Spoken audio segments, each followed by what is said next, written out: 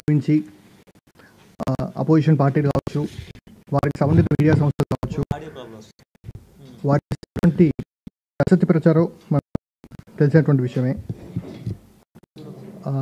ఎన్నోసార్లు రాష్ట్ర ప్రభుత్వం వివరాలు వారికి ఉంచినప్పటికీ, ఆధారాలతో సహా గణాంకాల వారి ముందు పూర్తిగా విస్మరించి జర్నలిస్టిక్ వాల్యూస్ని కూడా పక్కన పెట్టి రాష్ట్ర ఆర్థిక పరిస్థితి గురించి అన్ని రకాల వాస్తవాలు చెప్తూ అది ఇప్పుడు ఏ రకమైనటువంటి చేరిందంటే, ఇచ్చినటువంటి నంబర్స్కి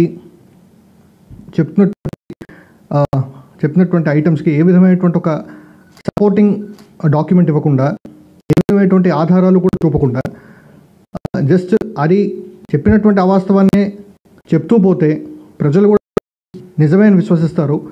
ఆ విధంగా కొన్ని రాజకీయ పార్టీలు లబ్ధి కలుగుతున్నటువంటి ఒక ఆలోచనతో చేస్తున్నటువంటి ఈ విషయం మనం అందరం చూస్తున్నాం. ఏదేమైనప్పటికీ కూడా ఆల్మోస్ట్ సిన్సియరిటీతో మళ్ళీ ఒకసారి ప్రజల ముందు అన్ని నంబర్స్, ఆ ఎక్కడి నుంచి వచ్చేటువంటి ఆధారాలతో సహా ప్రజల ముందు ఉంచి మనకి క్రియేట్ అవుతున్నటువంటి మిస్ఇన్ఫర్మేషన్ వల్ల ఏ విధమైనటువంటి డ్యామేజ్ కాకుండా చేసేటువంటి ప్రయత్నంలో ఈ విలేకరుల సమావేశం ఏర్పాటు చేసాం. అందరికీ ధన్యవాదాలు. ఇందులో మనం కనుక చూస్తే సిఏజీ రిలీజ్ చేసినటువంటి నంబర్స్ని ఆధారంగా తీసుకుని ఆర్బీఐ వాటి కొన్ని క్యాల్కులేషన్స్ చేసి రిలీజ్ చేసినటువంటి నంబర్స్ని ఆధారంగా తీసుకుని తయారు చేసినటువంటి ప్రెజెంటేషన్ ఇది. నిజానికి దీంట్లో మనం కనుక కొన్ని గణాంకాలు ఇంతకుముందు అనేక సార్లు ప్రజల ముందు ఉంచినటువంటి విషయాలు, కొన్ని అప్డేషన్స్ జరుగుతాయి దాంట్లో. కాకపోతే కొనసాగుతున్నటువంటి ఈ దుష్ప్రచారం దృష్టిలో పెట్టుకుని కొంత కాంప్రహెన్సివ్ రిపోర్ట్ని అందరి ముందు ఉంచుదామనేటువంటి ఒక ఆలోచనతో, కాంక్షతోటి ఈ నంబర్స్ని మీ ముందు ఉంచుతున్నాం. దీంట్లో కనుక మొదటి ప్రశ్న ఏంటంటే, స్టేట్ గవర్నమెంట్లో ఎంత లయబిలిటీస్ ఉన్నాయి అంటే వీటిల్లో రెండు రకాలుగా చూడాల్సి వస్తుంది. ఒకటి, రాష్ట్ర ప్రభుత్వానికి ఎంత ఎక్కువ అప్పులు ఉన్నాయి, రాష్ట్ర ప్రభుత్వ లయబిలిటీస్ ఏంటి అంటే ప్రభుత్వానికి సంబంధించిన లయబిలిటీస్. ఇవి కాకుండా ప్రభుత్వ సంస్థలు ఉంటాయి, అంటే కంపెనీస్ యాక్ట్ కింద ఇన్కార్పొరేట్ అయినటువంటి కావచ్చు, లేకపోతే వారి రెస్పెక్టివ్ యాక్ట్స్ ఐటీసీ కార్పొరేషన్ ద్వారా వారి రెస్పెక్టివ్ యాక్ట్స్ కింద ఇన్కార్పొరేట్ అయినటువంటి సంస్థలు కావచ్చు. వారు ప్రభుత్వ పూచికత్తుతో తీసుకునేటువంటి అప్పులు, ప్రభుత్వ పూచికత్తు లేకుండా తీసుకునేటువంటి అప్పులు అన్ని చోట చూస్తే ఏ విధంగా మనకి డెట్ కనబడుతున్నటువంటి చూపించేటువంటి ప్రయత్నం చేస్తున్నాం. ఇప్పుడు సొంత ఆదాయాలు ఉన్నటువంటి కార్పొరేషన్స్, సొంత ఆస్తులు ఉన్నటువంటి కార్పొరేషన్స్ పూచికత్తు లేకుండా అప్పులు ఇచ్చేటువంటి పరిస్థితులు మనం చూస్తూ ఉంటాం. అటువంటి సంస్థలు మెజారిటీగా ఏ రాష్ట్రానికి చూస్తుంటే ఈ దృష్టిలో పెట్టుకుని పూర్తిగా ఏ విధమైనటువంటి లయబిలిటీస్ ఉన్నాయనే విషయం మీ ముందు ఉంచుతున్నాం. మొదటగా మీరు చూస్తే రాష్ట్రం బైఫర్కేట్ అయిన నాటికి ఆర్బీఐ ఇచ్చినటువంటి నివేదిక ప్రకారం ఉమ్మడి రాష్ట్రంలో 31 March 2014 అంటే బైఫర్కేషన్కి ఒక 2 నెలల ముందు 1,96,202 crores ఉంటాయి.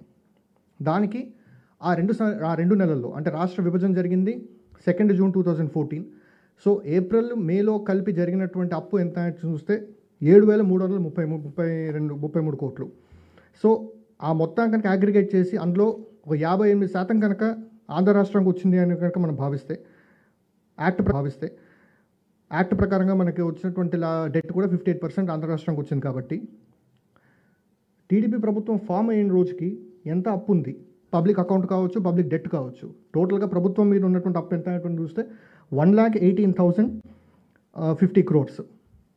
అది కాస్త 5 ఏళ్ల కాలంలో అంటే 31 March 2019కి, అంటే 5 ఏళ్ళు ఇంకా పూర్తి కాలేదు, 31 March 2019కి ఆర్బీఐ నివేదిక ప్రకారం ఆ 1,18,000 crores కాస్త 2,64,451 crores పెరిగింది. అంటే 2,64,450 కోట్లకు పెరిగింది. 2019-20లో మొదటి 2 నెలల్లోనూ టీడీపీ ప్రభుత్వమే ఉండింది. ఆ 2 నెలల్లో వారు చేసినటువంటి అప్పు 7,346 కోట్లు. అది కూడా కలుపుకుంటే పూర్తిగా టీడీపీ ప్రభుత్వం దిగిపోయే నాటికి ఉన్నటువంటి పూర్తి అప్పు ఎంత అనేటువంటి చూస్తే 2,71,797 కోట్లు. కాబట్టి సో ఏదైతే 1,18,000 కోట్ల ప్రభుత్వ అప్పు ఉందో అది కాస్త ఆ 5 ఏళ్ల పీరియడ్లో 2,71,797 కోట్లకు పెరిగింది. ఇది ఆర్బీఐ నివేదిక ద్వారా మనకు అందరికీ తెలిసినట్టు, ఆర్బీఐ నివేదిక ద్వారా, అదేవిధంగా సిఏజీ రిలీజ్ చేసినటువంటి రిపోర్ట్స్ ద్వారా మనందరికీ తెలిసేటువంటి నంబర్స్. ఇవి కాకుండా తర్వాత ప్రస్తుత ప్రభుత్వ హయాంలో ఆర్బీఐ మొన్న రిలీజ్ చేసినటువంటి ఫిగర్స్ ప్రకారం 31 March 2023 నాటికి అది 4,28,715 కోట్లకు పెరిగింది. అంటే 2,71,000 కోట్ల నుంచి 4,28,715 కోట్లకు పెరిగింది. ఇది టోటల్గా రాష్ట్రానికి ఉన్నటువంటి అప్పు. అంటే వీటిలో రకరకాల కేటగిరీస్ ఉంటూ ఉంటాయి. పబ్లిక్ డెట్లో మీకు ఏంటంటే ఓపెన్ మార్కెట్ బారోయింగ్స్ ఉంటాయి, సెంట్రల్ గవర్నమెంట్స్ నుంచి తీసుకున్న అప్పులు ఉంటాయి, నబార్డు ఇతర ఫైనాన్షియల్ ఇన్స్టిట్యూషన్స్ నుంచి తీసుకున్న అప్పులు ఉంటాయి, అదేవిధంగా వేరియస్ బాండ్స్ ఇష్యూ చేసి ఉంటాయి, ఉదయ్ బాండ్స్ ఉంటాయి, ఇవన్నీ కలిపి పబ్లిక్ డెట్ కింద మనం చెప్తాం. అదేవిధంగా పబ్లిక్ అకౌంట్ కూడా ఉంటుంది. అంటే provident fund, reserve funds, deposits, తర్వాత మీరు ఇష్యూ చేసినటువంటి పిఎఫ్ అమౌంట్స్ అవన్నీ కూడా కలిపితే మొత్తం మన పబ్లిక్ అకౌంట్ అని చెప్పుకోబడే అమౌంట్ పబ్లిక్ అకౌంట్. సో ఇవన్నీ కలుపుకుని టోటల్గా రాష్ట్ర అప్పు అనేటువంటిది ఏ విధంగా పెరిగిందో మనం చూసుకుంటూ వచ్చాం. అదేవిధంగా ప్రభుత్వ పూచికత్తుతోటి వివిధ సంస్థలు చేసినటువంటి అప్పులు కనుక ఎంత అనేటువంటి విషయం మనం చూస్తే, స్టేట్ బైఫర్కేషన్ నాటికి ఉమ్మడి రాష్ట్రంలో ఎంత పూచికత్తులు అయితే ఉన్నాయో ఆ పూచికత్తుల్లో ప్రస్తుతం ఆంధ్రప్రదేశ్ రాష్ట్రానికి ఎంత పూచికత్తులతో చేసినటువంటి సంస్థలకు సంబంధించిన అప్పులు వచ్చాయంటే 14,000 కోట్లు బైఫర్కేషన్ నాటికి అంటే యాక్చువల్గా స్టేట్ బైఫర్కేషన్ నాటికంటే 2 జూన్ 2014 నాటికి 14,028 crores ఉంటాయి.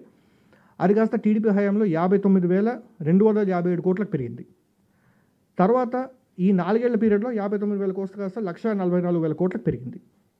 So total state government liabilities అంటే గవర్నమెంట్కి ఉన్నటువంటి అప్పు అండ్ గవర్నమెంట్ పూచికత్తుతోటి సంస్థలు చేసినటువంటి అప్పు ఏదైతే కంటింజెంట్ లైబిలిటీస్ అని మనం చెప్తాం. అంటే ఈ రోజు లైబిలిటీ కాదు, కాకపోతే గవర్నమెంట్ గ్యారంటీ ఉంది కాబట్టి దాన్ని కంటింజెంట్ లైబిలిటీస్ కింద పరిగణించాలి. కాబట్టి డైరెక్ట్ లైబిలిటీస్, కంటింజెంట్ లైబిలిటీస్ రెండు కనుక కలుపుకుంటే బైఫర్కేషన్ నాటికి 1,32,000 కోట్లు ఉన్నది. టీడీపీ ప్రభుత్వం పూర్తయ్యే నాటికి 3,31,000 కోట్లకు పెరిగి ఆ తర్వాత 5,73,000 కోట్లకి ప్రస్తుత ప్రభుత్వ హయాంలో ఇంతవరకు పెరిగింది. అంటే మీరు అంటే సిఏజీఆర్ అంటే సంవత్సరానికి ఎంత శాతం పెరిగితే ఈ అప్పు అనేటువంటిది ఈ లెవెల్కి చేరుకుంటున్న విషయం మనం క్యాలిక్యులేట్ చేసుకుంటే ప్రతి సంవత్సరం 20% పెరుగుతాయి. టీడీపీ హయాంలో అప్పు అనేటువంటిది 1,32,000 కోట్ల నుంచి 3,30,000 కోట్లకు పెరిగింది. అదేవిధంగా ప్రస్తుత ప్రభుత్వ హయాంలో 15.42% పెరిగింది. 5,53,000 కోట్లకు పెరిగింది. ఇది కాకుండా గ్యారంటీస్ లేకుండా అంటే ప్రభుత్వ పూచికత్తు లేకుండా పవర్ సెక్టర్లో జరిగినటువంటి బారోయింగ్స్ కనుక మనం పరిగణలోకి తీసుకుంటే నిజానికి ఈ లైబిలిటీస్కి ప్రభుత్వం ఏ రకంగానూ కూడా బాధ్యత వహించాల్సినటువంటి అవసరం లేదు. బికాస్ కాంట్రాక్ట్ యాక్ట్ కింద ప్రభుత్వం ఎప్పుడు కూడా ఈ లైబిలిటీస్ గ్యారంటీస్ ఇవ్వలేదు. కాబట్టి ఏ విధమైనటువంటి బర్డెన్ కూడా ప్రభుత్వం మీద ఉండదు. And it's not guarantee debt కానటువంటి డెట్. కాకపోతే పదే నాన్ గ్యారంటీ రుణాలు అనేటువంటి కూడా రాష్ట్రం మీద ఉన్నటువంటి భారంగా మాట్లాడుతున్నారు. కాబట్టి అది కూడా కనుక మనం కలుపుకుంటే ఎంత ఉంటుంది అనేటువంటి చెప్పే ప్రయత్నంలో అవి కూడా ఇంక్లూడ్ చేస్తాం. ఇప్పుడు నిజానికి కేంద్ర ప్రభుత్వం కింద చాలా సంస్థలు ఉంటాయి. ఎస్బీఐలో సెంట్రల్ గవర్నమెంట్ షేర్ ఉంటుంది, హెచ్పిసిఎల్, బీపీసీఎల్, ఐఓసీఎల్, చాలా కంపెనీ, ఎన్టీపీసీ, చాలా ఎంటిటీస్లో కూడా కేంద్ర ప్రభుత్వం షేర్ ఉంటుంది. బట్ ఆ సంస్థలో ఉన్నటువంటి అప్పు ఎప్పుడు కూడా మనం కలిపి సెంట్రల్ గవర్నమెంట్ అప్పు కింద మనం ఎప్పుడు చెప్పం మనం. బికాస్ వాటికి ఎప్పుడు పూచికత్తు ఉండదు. వాటి సొంత సామర్థ్యం మీద అవి చేసుకునేటువంటి అప్పులు వాటి సొంతంగా దే ఇండిపెండెంట్ కార్పొరేషన్స్. కాకపోతే ఇక్కడ ఏంటంటే పదే ఈ విషయం అనేటువంటి లేవనెత్తుతున్నారు. కాబట్టి అది కూడా కలుపుకుంటే ఏ విధంగా ఉంటుంది అనేటువంటి విషయం తీసుకెళ్ళి చూపిస్తూ టోటల్గా నాన్ గ్యారంటీడ్ లోన్స్ అంటే నాన్ గ్యారంటీడ్ లోన్స్ ఏవైతే ఉన్నాయో అవి కూడా కలుపుకుంటే ఏంటి పరిస్థితి విషయం చూపించుకుంటూ వచ్చాం మనం. దీంట్లో బైఫర్కేషన్ నాటికి టోటల్ పవర్ సెక్టర్ కార్పొరేషన్స్ అంటే డిస్కామ్స్, ట్రాన్స్కో అండ్ జెన్కో అంటే మీకు విద్యుత్ పంపిణీ సంస్థలు, విద్యుత్ని ట్రాన్స్మిట్ చేసే సంస్థ, విద్యుత్ ఉత్పత్తి చేసేటువంటి రాష్ట్రానికి సంబంధించినటువంటి ఏపీ జెన్కో సంస్థ, వీటన్నిటిలో ఉన్నటువంటి యొక్క అప్పు ఎంత అనేటువంటి కనుక చూస్తే మనం 29,700 కోట్లు ఉంటుంది బైఫర్కేషన్ నాటికి. ఇవన్నీ యాన్యువల్ అకౌంట్స్ నుంచి తీసుకోబడ్డ నంబర్లు. యాన్యువల్ అకౌంట్స్ ఇవన్నీ గవర్నమెంట్ కార్పొరేషన్స్ అవ్వడం వల్ల ఇవన్నీ కూడా CAG audited numbers, annual accounts నుంచి తీసుకోబడినటువంటి నంబర్స్. సో 29,703.04 crores ఉంటుంది బైఫర్కేషన్ నాటికి. ఈ సంవత్సరాలలోని అగ్రిగేట్ అప్పు కాస్త 69,596 కోట్లకు పెరిగింది. తర్వాత అది 97,492 కోట్లకు పెరిగింది ప్రస్తుత ప్రభుత్వంలో 4 ఏళ్ళు పూర్తయ్యే నాటికి. ప్లస్ అది కాకుండా ఈ డిస్కామ్స్ అంటే ఈ విద్యుత్ పంపిణీ సంస్థలు విద్యుత్ ఉత్పత్తిదారులకి కట్టాల్సినటువంటి డబ్బులు అంటే వాళ్ళ నుంచి ఇప్పుడు విద్యుత్ ఉత్పత్తి కేంద్రాలు ఏం చేస్తాయంటే విద్యుత్ పంపిణీ సంస్థలు ఏం చేస్తాయంటే విద్యుత్ ఉత్పత్తిదారులకి నుంచి పవర్ కొనుగోలు చేసుకుని కన్జ్యూమర్స్కి సప్లై చేస్తారు వారు. సో వారికి ఇవ్వాల్సినటువంటి బకాయిలు ఎంత ఉన్నాయటువంటి విషయం కనుక మనం ఆలోచిస్తే యాన్యువల్ రిపోర్ట్స్ ప్రకారం CAG audited discom annual reports ప్రకారం 2,893 crores ఉన్నాయి బైఫర్కేషన్ నాటికి. అంటే అప్పుడు ఉన్నటువంటి 2 డిస్కామ్స్లో తీసుకుంటే అది 21,540 crores పెరిగింది. 2014 to 19 పీరియడ్లో 2,893 crores ఉన్నది 21,540 crores పెరిగింది. అది ప్రస్తుత ప్రభుత్వ హయాంలో అది తగ్గి ఇప్పుడు currently 31 March 2023 CAG audited annual report ప్రకారం 21,540 crores కాస్త తగ్గి 11,602 crores తగ్గింది. అంటే టోటల్ లైబిలిటీస్ అంటే ఒక పక్కన డెట్, ఇంకో పక్కన విద్యుత్ ఉత్పత్తిదారులకు ఇవ్వాల్సినటువంటి బకాయిలు, ఇవి రెండు కనుక మనం కంబైన్ చేసి కనుక చూస్తే annual report CAG audited annual reports ప్రకారంగా మనకు తెలిసినటువంటి విషయం ఏంటంటే స్టేట్ బైఫర్కేషన్ నాటికి 32,596 కోట్లు ఉన్నది. 5 ఏళ్ల పీరియడ్లో 91,137 కోట్లకు పెరిగింది. అంటే కనుక మీరు ఒకసారి చూస్తే 32,000 కోట్ల నుంచి 91,000 కోట్లకు పెరిగింది. అది కాస్త ఇప్పుడు 1,09,000 కోట్లకు పెరిగింది. ఇటీవల 2-3 రోజుల క్రితం ఐ థింక్ ఆంధ్రజ్యోతిలో అనుకుంటా ఆర్టికల్ వచ్చింది, 1,30,000 కోట్ల అప్పు ఉంది విద్యుత్ సంస్థల్లో అనేటువంటి విధంగా చెప్పుకున్నారు. బట్ అది యాక్చువల్గా అవాస్తవం. యాక్చువల్గా debt, short term, long term borrowings ఎంత అనేటువంటి కనుక చూస్తే annual report CAG audited annual reports ప్రకారంగా చూస్తే 97,492 crores మాత్రమే ఉంది. ఆ 97,492 crores కూడా 69,000 crores గత ప్రభుత్వం పూర్తయిన నాటికే ఉంది.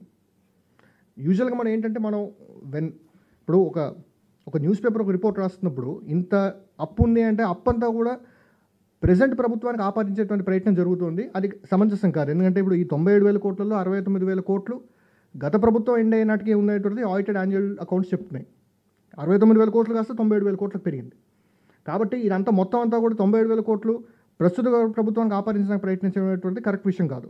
ఇన్ఫ్యాక్ట్ ఇప్పుడు నెక్స్ట్ లైన్ కనుక మీరు చూస్తే ఈ నాన్ గ్యారంటీ డెట్, ఇప్పుడు దీంట్లో ఈ టోటల్ డెట్లో మీరు పైన చూసినటువంటి కాలమ్, ఈ టోటల్ డెట్ పవర్ సెక్టర్ కార్పొరేషన్స్లో 97,000 కోట్లకి సంబంధించిన దాంట్లో కొంతవరకు ప్రభుత్వ పూచికత్తుతో చేసినటువంటి రుణాలు కూడా ఉన్నాయి.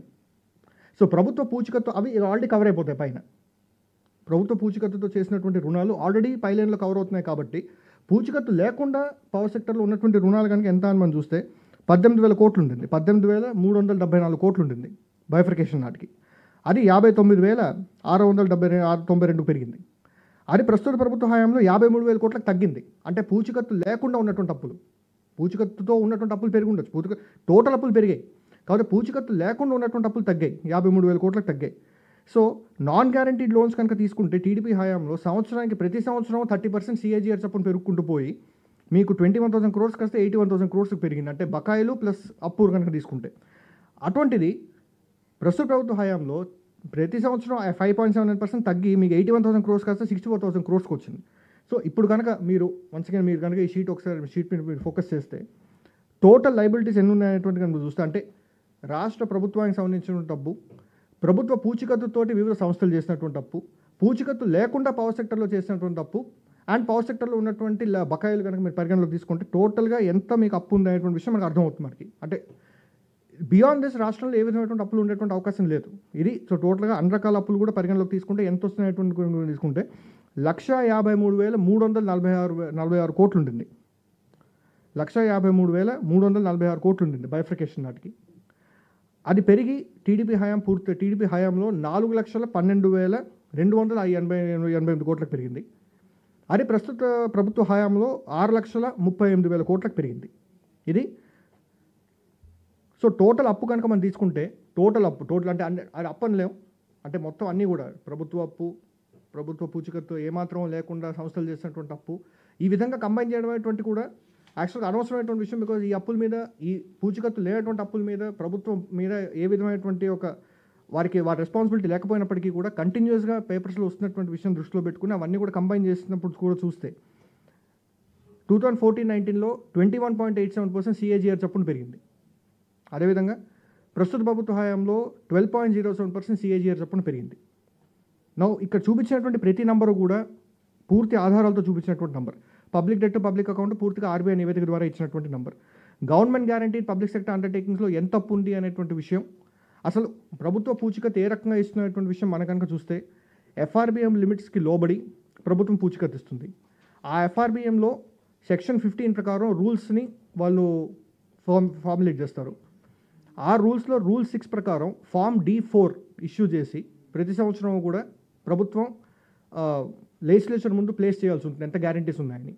దాంతోపాటుగా వాల్యూమ్ 5 కూడా ప్రభుత్వం ప్రతి బడ్జెట్ అప్పుడు కూడా వాల్యూమ్ 5 ఎనెక్షర్లో భాగంగా వాల్యూమ్ 5 కూడా ప్రజల ముందు వచ్చి ప్రతి సంస్థ ద్వారా ఎంత అప్పు, ఎంత గ్యారంటీ ఇవ్వబడింది, ఎంత గ్యారంటీ ఉపయోగించబడింది, ఆ ఉపయోగం ఏంటంటే లోన్ ఇప్పుడు ఎంత అవుట్ స్టాండింగ్ ఉంది, లోన్ ఎంత పెరిగింది, లోన్ ఎంత తగ్గింది, అన్ని రకాల డీటెయిల్స్ డేట్ వైజ్ మొత్తం అంతా ఈ బుక్లో క్యాప్చర్ అయి ఉన్నాయి. అండ్ ఈ బుక్లో ఉన్నటువంటి డేటా ఆధారంగానే ఇక్కడ టోటల్గా మనకి స్టేట్ గవర్నమెంట్ గ్యారంటీ డెట్ ఎంత అనేటువంటి కూడా దీంట్లో ఇవ్వడం జరిగింది. అది కాకుండా non guaranteed power sector corporations, because power sector corporation అన్ని కూడా కంపెనీస్ యాక్ట్ కింద స్థాపించబడినటువంటి ఫర్మ్స్ కాబట్టి, స్థాపించబడినటువంటి ఎంటిటీస్ కాబట్టి, వాటన్నిటికీ కూడా క్లియర్ లీగల్ ప్రొవిజన్స్ ఉన్నాయి. ఏ రకంగా ఆడిట్ జరగాలి, అండ్ ఆడిట్ జరిగిన తర్వాత మళ్ళీ సిఏజీకి వెళ్ళడం, అండ్ సిఏజీ వాటిని చూసి వాళ్ళు సిఏజీ ఆడిట్ కూడా కంప్లీట్ అయిన తర్వాత యాన్యువల్ రిపోర్ట్స్ రిలీజ్ అవుతాయి కాబట్టి దాని ప్రకారంగా ఉన్నటువంటి నెంబర్స్ ఇవి. సో దీంట్లో ఉన్నటువంటి ప్రతి నెంబర్ కూడా, ఏ నెంబర్ కూడా ప్రొవిజనల్ నెంబర్ కాదు, దీంట్లో ఉన్నటువంటి ప్రతి నెంబర్ కూడా దీనికి ఒక బేసిస్ ఉంది. ఒక ఇండిపెండెంట్ ఏజెన్సీ, స్టేట్ గవర్నమెంట్ కాకుండా ఒక బేసిస్ ఉండి వచ్చినటువంటి నెంబర్స్ ఇవన్నీ ఇప్పుడు మీ ముందు ఉంచడం జరిగింది. ఇప్పుడు దీంట్లో ఒక అభియోగం యూజువల్గా మనందరం పదే పదే చూసేది ఏంటంటే, అనధికారమైనటువంటి ఒక అప్పు ఏదో చేయబడుతోంది అంటే, ఎక్కడ పడితే అక్కడ రాష్ట్ర ప్రభుత్వం అప్పులు చేస్తుంది, ఎలా పడితే అలా అప్పులు చేస్తుంది, ఏ విధంగా పడితే అప్పులు చేస్తుంది, ఏది కనపడితే తాకట్టు పెట్టి అప్పులు చేస్తుంది. ఇటువంటి ఒక అనధికారమైనటువంటి అప్పు అనేటువంటిది అసలు ఇది అంటే ఒక ఒక ఒక అండర్స్టాండింగ్ ఆఫ్ పబ్లిక్ ఫైనాన్సెస్ ఉన్నట్టుగా అనిపించదు. బికాస్ ఇవన్నీ చూస్తే, బికాస్ అనధికార అప్పు ఏ రకంగా జరుగుతుంది అంటే, ఒక చట్టవిరుద్ధమైనటువంటి అప్పు, ఒక రాజ్యాంగ విరుద్ధమైనటువంటి అప్పు అసలు ఏ రాష్ట్రమైనా, ఏ రాష్ట్ర ప్రభుత్వమైనా అసలు చేయగలుగుతుందా? ఇప్పుడు రాష్ట్ర ప్రభుత్వం అనేటువంటిది ఏదో ఒక మార్వాడి కొట్టుకెళ్ళి వచ్చిన గోల్స్ తాకట్టు పెట్టి డబ్బులు తీసుకునేటువంటి పరిస్థితి కాదు. వారు కనుక అప్పులు చేయాల్సి వస్తే ఆర్బీఐ రూట్ ద్వారా బాండ్స్ ఇష్యూ చేయాల్సి వస్తుంది. సెక్షన్ 22, సెక్షన్ 20 అండ్ సెక్షన్ 21 ప్రకారం మీకు ఆర్బీఐ యాక్ట్ కింద ఆర్బీఐ ఇస్ ద బ్యాంకర్ గవర్నమెంట్కి, అండ్ డెట్ మేనేజ్మెంట్ కూడా ఏ రాష్ట్రం అయితే సెక్షన్ 21A కింద ఆర్బీఐతో సైన్ చేస్తారో అన్ని రాష్ట్రాలు కూడా సైన్ చేస్తారు. సో డెట్ మేనేజ్మెంట్ చేసేది కూడా ఆర్బీఐ. సో మనం ఏదో ఈరోజు కావాలనుకుని మనం అప్పులు చేసేయగలుగుతున్నాం అనేటువంటిది కుదరనటువంటి పరిస్థితి. ప్లస్ ఇంకోటి, రాజ్యాంగం ప్రకారం ఆర్టికల్ 293 కింద కేంద్ర ప్రభుత్వం విధించినటువంటి పరిమితులకు లోబడే ఏ రాష్ట్రాన్ని అప్పు చేయగలుగుతుంది, అండ్ కేంద్ర ప్రభుత్వం పరిమితుల్లోకి లోబడి అప్పు చేస్తేనే ఆర్బీఐ కూడా బాండ్స్ ఇష్యూ చేయడానికి పర్మిట్ చేస్తుంది తప్ప, ఒక అధికారం లేకుండా ఒక అనధికారికంగా అప్పు చేయడం అనేటువంటిది అసలు it is something which is an impossibility. అనధికారికంగా అప్పు ఈరోజు జరిగిపోయింది, అనధికారికంగా అప్పు జరిగేటువంటి అవకాశం అనేటువంటిది లేదు. ఎందుకంటే ఇప్పుడు చట్టానికి లోబడి ప్రభుత్వం పూచీకత్తిస్తేనే బ్యాంక్స్ రుణాలు ఇస్తాయి. బ్యాంక్ నుంచి తీసుకునేటువంటి సంస్థలు కనుక రుణాలు తీసుకుంటే చట్టానికి లోబడి ఆ లెవెల్లో వాళ్ళు ఇవ్వాల్సినటువంటి, తీసుకోవాల్సినటువంటి నిబంధనలన్నీ పాటిస్తేనే బ్యాంకులు కూడా అప్పులు ఇస్తాయి. బికాస్ బ్యాంక్స్ కూడా they are also answerable. Banks కూడా each bank is very huge institution. అవన్నీ దే ఆర్ ఫంక్షనింగ్ అంటే department of financial services, ministry of finance కింద. వాళ్ళ దగ్గరించి పోయి దొంగతనంగా గోప్యంగా అప్పు చేసేసి అది ఎవరికి తెలియకుండా ఉంచేసి చట్టాన్ని ఉల్లంఘించి, రాజ్యాంగాన్ని ఉల్లంఘించి అప్పు చేసేటువంటి ప్రక్రియ ఎవరు కూడా చేయలేరు. అది చేయగలిగినటువంటి విషయం కాదు. అది చేయలేరు ఎవరు కూడా. చేయాలనుకుంటే చేసేటువంటి పని కాదు అది. సో ఇది ఇలా ఉండగా ఈ యొక్క టేబుల్ యొక్క సారాంశం ఇంకో స్మాల్ టేబుల్ ప్రిపేర్ చేస్తాం. దీన్ని సమరైజ్ చేస్తూ గత ప్రభుత్వ హయాంలో ఏ విధంగా అప్పులు జరిగాయి, ప్రస్తుత ప్రభుత్వం ఏ విధంగా అప్పులు జరిగాయి అనే విషయం సమరైజ్ చేస్తూ, అంటే దీన్ని ఇంకొక స్లైడ్ మీ ముందు ఉంచుతున్నాం. ఇప్పుడు దీంట్లో కనుక మీరు చూస్తే టోటల్ ఇది ముందు షీట్ నుంచి వచ్చినటువంటి నంబర్స్ ఇవి. అవుట్ స్టాండింగ్ లయబిలిటీస్ అంటే ప్రభుత్వానికి సంబంధించినటువంటి ఫస్ట్ లైన్ కనుక మీరు చూస్తే 2014 అంటే టీడీపీ ప్రభుత్వం ఏర్పడినప్పటికీ సిఏజీ రిపోర్ట్ ప్రకారం, ఆర్బీఐ రిపోర్ట్స్ ప్రకారం June 2014 నాటికి టోటల్ అవుట్ స్టాండింగ్ అప్పు అంటే గ్యారంటీస్ కావచ్చు, మీకు గ్యారంటీస్ తీసుకుని పిఎస్యూస్ చేసినటువంటి అప్పు కావచ్చు, మీకు గ్యారంటీస్ లేకుండా పవర్ సెక్టర్ చేసినటువంటి అప్పులు కావచ్చు, పవర్ సెక్టర్లో ఉన్న పేయబుల్స్ కావచ్చు, పబ్లిక్ డెట్ కావచ్చు, పబ్లిక్ అకౌంట్ కావచ్చు, అవన్నీ కనుక కలుపుతాయండి. ముందు షీట్లో మీకు బ్రేకప్ చూపించాం. అది 1,53,346 కోట్లకు వచ్చింది. అది మే 2019కి మళ్ళీ ఆర్బీఐ నివేదిక ప్రకారం, సిఏజీ ప్రకారం, ఆడిటెడ్ అకౌంట్స్ ప్రకారం కూడా చూస్తే 4,12,288కి పెరిగింది. అంటే ఆ 5 ఏళ్ల కాలంలో జరిగినటువంటి పూర్తి అప్పు అనేటువంటిది ఎంత టీడీపీ పీరియడ్లో జరిగినటువంటి మనం చూస్తే 2,58,941 కోట్లు టీడీపీ హయాంలో అప్పు జరిగింది. And ministry of statistics and programme implementation release చేసినటువంటి ఫిగర్స్ ప్రకారంగా టీడీపీ పీరియడ్లో పూర్తిగా స్థూల ఉత్పత్తి అంటే ప్రతి సంవత్సరం స్థూల ఉత్పత్తి యొక్క అగ్రిగేట్ కనుక మనం పరిగణలోకి తీసుకుంటే ఎంత స్థూల ఉత్పత్తి ఉందనే విషయం మనం చూస్తే 5 ఏళ్ల కాలంలో 34,73,475 కోట్లు ఉంటే పూర్తిగా అసలు టోటల్ అప్ ఎంత జరిగింది అనేది అసలు స్థూల ఉత్పత్తిలో అప్పును కనుక మనం ఒక నిష్పత్తిగా కనుక తీసుకుంటే ఎంత ఉందనేటువంటి విషయం మనం చూస్తే దీంట్లో 7.45% ఉంది టీడీపీ పీరియడ్లో. అది ప్రస్తుత వైసీపీ పీరియడ్లో 2019 నాడు 4,12,288 crores ఉంది. అది కాస్త ఇంతకుముందు మీకు చూపించినట్టుగా అన్ని రకాల ప్రభుత్వ రంగ సంస్థలు చేసినటువంటి పూచికత్తు ఉన్నటువంటి అప్పులు, పూచికత్తు లేనటువంటి అప్పులు, అన్ని రకాల అప్పులు కూడా పరిగణలోకి తీసుకుని కూడా చేసినప్పటికీ కూడా 6,38,000 కోట్లకు పెరిగింది. అంటే టోటల్గా 4 ఏళ్ల పీరియడ్లో జరిగినటువంటి పూర్తి అప్పు 2,25,924 కోట్లు. ఈ 4 ఏళ్లలో MOSPI ministry of statistics and programme implementation release చేసినటువంటి జీడిపి గణాంకాలను కనుక మనం పరిగణలోకి తీసుకుని మొత్తం 4 ఏళ్లలో ఎంత స్థూల ఉత్పత్తి జరిగిందనే విషయం మనం చూస్తే 43,34,191 కోట్లు జరిగింది మనకి స్థూల ఉత్పత్తి. సో ఒక నిష్పత్తిగా తీసుకుంటే అప్పుడు వచ్చినటువంటి పూర్తి లైబిలిటీస్ ఈ 4 ఏళ్లలో ఎంతైతే అప్పు తీసుకోబడిందో వివిధ మార్గాల్లో, ప్రభుత్వ అప్పులు, ప్రభుత్వ సంస్థల అప్పులు, పూచికత్తు ఇచ్చినప్పుడు పూచికత్తు లేనటువంటి అప్పులు, పవర్ సెక్టర్లో ఉన్నటువంటి పేయబుల్స్ అన్నీ కూడా పరిగణలోకి తీసుకుంటే కూడా మీకు టోటల్గా ఉన్నటువంటిది మీకు 5.21% మాత్రమే ఉంది మీకు. సో ఒక పక్కన రాసేది ఏంటంటే ప్రపంచవ్యాప్తంగా అందరూ నివ్వెరపోతున్నారు, ఆంధ్రప్రదేశ్లో అప్పులు ఇంత ఉన్నాయని రాస్తున్నారు. ప్రపంచవ్యాప్తంగా అందరూ భయాందోళన గురవుతున్నారు, ఇట్లాంటి అప్పులు కూడా చేయగలుగుతారా అనేటువంటిది సెంట్రల్ గవర్నమెంట్, ఆర్బీఐ అందరూ కూడా ఎన్నిసార్లు హెచ్చరించినా కూడా వాటిని బేఖాతరు చేసి ప్రభుత్వం అప్పులు చేస్తుందని రాస్తున్నారు. So 7.45%, even these are all numbers, మేము చెప్పే నంబర్స్ కాదు, ఇవన్నీ సిఏజీ, ఆర్బీఐ అక్కడి నుంచి వచ్చిన నంబర్స్. 7.45% చప్పున పెరిగినప్పుడు లేనటువంటి భయం ఆర్బీఐకి, లేనటువంటి ఈ యొక్క చింత ఆర్బీఐకి ఇప్పుడు 5.21% పెరిగినప్పుడు ఎందుకు ఉంటుంది? ఇది మొట్టమొదటి, ఇది ఫస్ట్ ఆఫ్ ఆల్ ఇది మన అందరం ఎంతో కొంత ఆలోచించాల్సి ఉంటుంది. నెంబర్ 2, సరే నిజంగా వారు కనుక హెచ్చరిస్తే ఈ రకంగా అప్పు చేయొద్దని, ఆర్బీఐ నేను మీకు ఇంతకుముందు చెప్పినట్టుగా సెక్షన్ 20 కింద RBI is the manager, RBI is the banker for the government and it manages the det of the government. అలా మేనేజ్ చేసేటువంటి ఆర్బీఐ ఉన్నప్పుడు ఆర్బీఐ కనుక హెచ్చరించారు, వాళ్ళు ఆపేస్తారు, వాళ్ళు అప్పు చేయనివ్వకుండా. వాళ్ళు హెచ్చరించి లేకపోతే వాళ్ళు హితోపలికి అట్లా చెప్పే పరిస్థితి ఉండదు. అండ్ సెంట్రల్ గవర్నమెంట్ ఇచ్చినటువంటి పరిమితికి లోబడే చేయాలి. సో సెంట్రల్ గవర్నమెంట్ దీని గురించి కన్సర్న్ ఎక్స్ప్రెస్ చేసి, ఆర్బీఐ దీని గురించి కన్సర్న్ ఎక్స్ప్రెస్ చేసి కూడా ప్రభుత్వం అప్పులు చేసేయడం అనేటువంటిది ఎక్కడ కూడా జరగదు. అది it is something which cannot happen. ఇప్పుడు సెంట్రల్ గవర్నమెంట్ అనేటువంటిది మనకి గత టీడీపీ హయాంలో 17,000 crores ఓవర్ బారోయింగ్ జరిగిందని చెప్పేసి ఈ టైంలో టీడీపీ హయాంలో జరిగినటువంటి ఓవర్ బారోయింగ్ ఈసారి 17,000 crores మనం తగ్గించేశారు. ఒక పక్కన ఇంత కోవిడ్ కష్టకాలంలో ఇంత ఇబ్బందులు పడుతున్నప్పుడు కూడా central government stuck to the rule, వాళ్ళు తగ్గించేశారు. వాళ్ళు 17,000 కోట్లు వాళ్ళు ఈ సంవత్సరం డిడక్ట్ చేశారు. ఈ 4 ఏళ్లలో ప్రస్తుత ప్రభుత్వ కాలంలో డిడక్ట్ చేశారు. వాళ్ళు హెచ్చరించేటువంటి ఆర్గనైజేషన్ కాదు, వారు చెప్పినట్టు వాళ్ళు విధించిన నిబంధనల ప్రకారం బారోయింగ్ జరుగుతుంది తప్ప వారు హెచ్చరించి ఏ రాష్ట్ర ప్రభుత్వం కూడా వాటిని బేఖాతరు చేసి వాటిని పట్టించుకోవడం అని చెప్పేసి ఇంకో రకంగా లోన్ తీసుకోవడం అనేటువంటి ప్రక్రియ ఎక్కడ కూడా అసలు జరిగేటువంటి విషయం కాదు. ఆ విధంగా మనం ఆలోచించడం కూడా, ఆ విధంగా మనం మిస్ఇన్ఫర్మేషన్ని మనం చెప్పడం కూడా జనాలకి అది కరెక్ట్ విషయం కాదనేటువంటిది నేను మీ అందరికీ మళ్ళీ ఇంకోసారి చెప్తున్నాను. తర్వాత ఇప్పుడు మీరు చూస్తే ఈరోజు పేపర్లో ఏదో రకంగా ఒక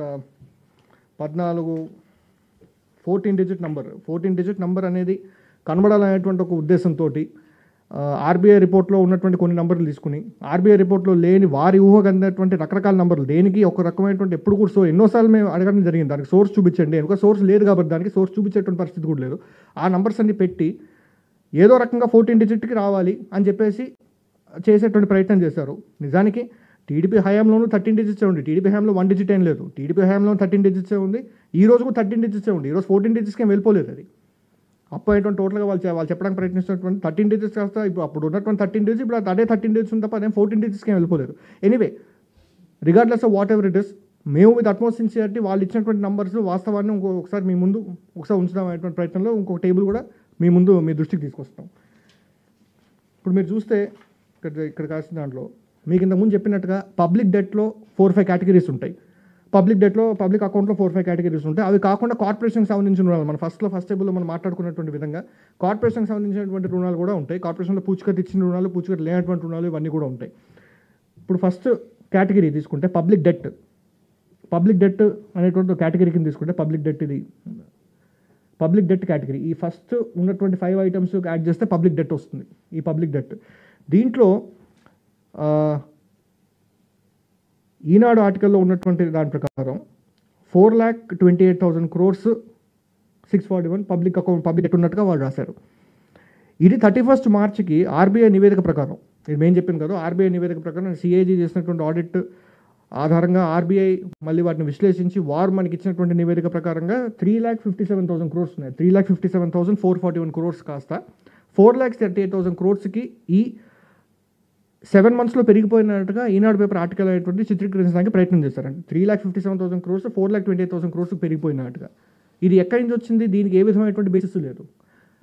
అసలు ఇప్పటిదాకా ఈ సంవత్సరానికి ఆడిట్ నెంబర్స్ ఏవి ఇంకా బయటకు రాలేదు. ఉత్త మంత్లీ కీ ఇండికేటర్స్ మాత్రమే పరిగణలోకి తీసుకోగలుగుతాం. అవన్నీ ప్రొవిజనల్ నెంబర్లు అవి. ఆ provisional numbers they are all subject to change. Last మినిట్లో అవి చాలా మటుకు తగ్గిపోయేటువంటి పరిస్థితి ఇంత ముందు కూడా అనేక సందర్భాల్లో మనం చూసాం. 2018-19లో చూసాం, 2021-22లో చూసాం, టీడీపీ హయాంలో చూసాం, ప్రస్తుత హయాంలో చూసాం, అన్ని రకాలుగా వీ హెవ్ సీన్. సరే పోనీ అసలు సెప్టెంబర్ నాటికి ఫస్ట్ 6 monthsలో పబ్లిక్ డెట్ ఏదైతే వారు చూపిస్తున్నారో 4,28,000 crores కాస్త 3,57,000 crores 4,28,000 crores పెరిగిపోయిందని రాస్తున్నారు. అంటే 71,000 crores పబ్లిక్ డెట్ పెరిగిందని రాస్తున్నారు వాళ్ళు. సిఏజీ ఇచ్చినటువంటి monthly key indicators provisional numbers ప్రకారం అక్టోబర్ నాటికి సెప్టెంబర్ లేటెస్ట్ ఆల్మోస్ట్ అక్టోబర్ నాటికి పెరిగినటువంటి ఓన్లీ 44,400 crores మాత్రమే. మరి మిగతా 30,000 కోట్లు లెక్క నుంచి వచ్చినట్టు? దీనికి ఏ విధమైనటువంటి ఆధారం లేదు. తర్వాత వచ్చేది మనకి పబ్లిక్ అకౌంట్. మనం చూసేటువంటి next item public account. Public అకౌంట్లో 71,000 crores కాస్త 77,000 crores పెరిగిందని రాశారు. ఇది 2,000-3,000 కోట్లు తగ్గగా ఆల్మోస్ట్ ఇంత ఉండొచ్చు అనేటువంటి విషయం ఒకసారి మనం అది we can allow it for moment. తర్వాత ఉన్నటువంటి మేజర్ ఐటమ్స్ మీరు ఒకసారి దీనిపైన ఫోకస్ చేసుకోగలిగితే ఈ టేబుల్ మీద వీటిలో ఈ టేబుల్ మీద కనుక మీరు ఫోకస్ చేస్తే ఫస్ట్ మీకు non guaranteed loans for power sector ఇంతకుముందు మీకు చూపించినట్టుగా 31st March నాటికి సిఏజీ ఆడిటెడ్ నంబర్స్ అంటే సిఏజీ ఎందుకు ఆడిట్ చేస్తుందంటే ఇవి గవర్నమెంట్ కంపెనీస్ అవ్వడంతో కంపెనీస్ యాక్ట్ ప్రకారంగా సిఏజీ ఆడిట్ చేయాల్సినటువంటి నిబంధన ఉంది. కాబట్టి CAG audited numbers non guaranteed loans power సెక్టర్లో అంటే జెన్కో, ట్రాన్స్కో, డిస్కామ్స్ అన్ని కలిపితే ఎంత ఉందనేటువంటి కనుక చూస్తే 53,000 crores ఉంటుంది 31st Marchకి. ఆ 53,000 crores కాస్త ఏ విధంగా 53,000 crores 95,000 crores పెరిగిపోతుంది? దీనికి ఎటువంటి సమాధానం? అది ఫస్ట్ ఆఫ్ ఆల్ దీనికి ఎటువంటి సోర్స్ లేదు. బికాస్ సోర్స్ ఉండరు కూడా. ఎందుకంటే ఈ సంస్థలు మళ్ళీ ఇప్పటిదాకా పబ్లిష్ చేయాల్సిన అవసరం కూడా లేదు. ఏ సంస్థ అయినా సరే కంపెనీస్ యాక్ట్ ప్రకారంగా ఇయర్ కంప్లీట్ అయిన తర్వాత ఒక సర్టెన్ పీరియడ్లో రిలీజ్ చేయాల్సి వస్తుంది. ఇయరే కంప్లీట్ కాలేదు. సో అసలు ఇది ఏ రకంగానూ కూడా ఇది ఒక ఊహాజనికమైనటువంటి నంబర్ తప్ప ఈ 53,000 కోట్లు కాస్త 95,000 కోట్లకి ఏ రకంగా 6 monthsలో పెరిగిపోతుంది? ఇది ఊహాజనికమైనటువంటి నంబర్. ఎక్కడ దీనికి ఏ విధమైనటువంటి ఆధారం లేదు. తర్వాత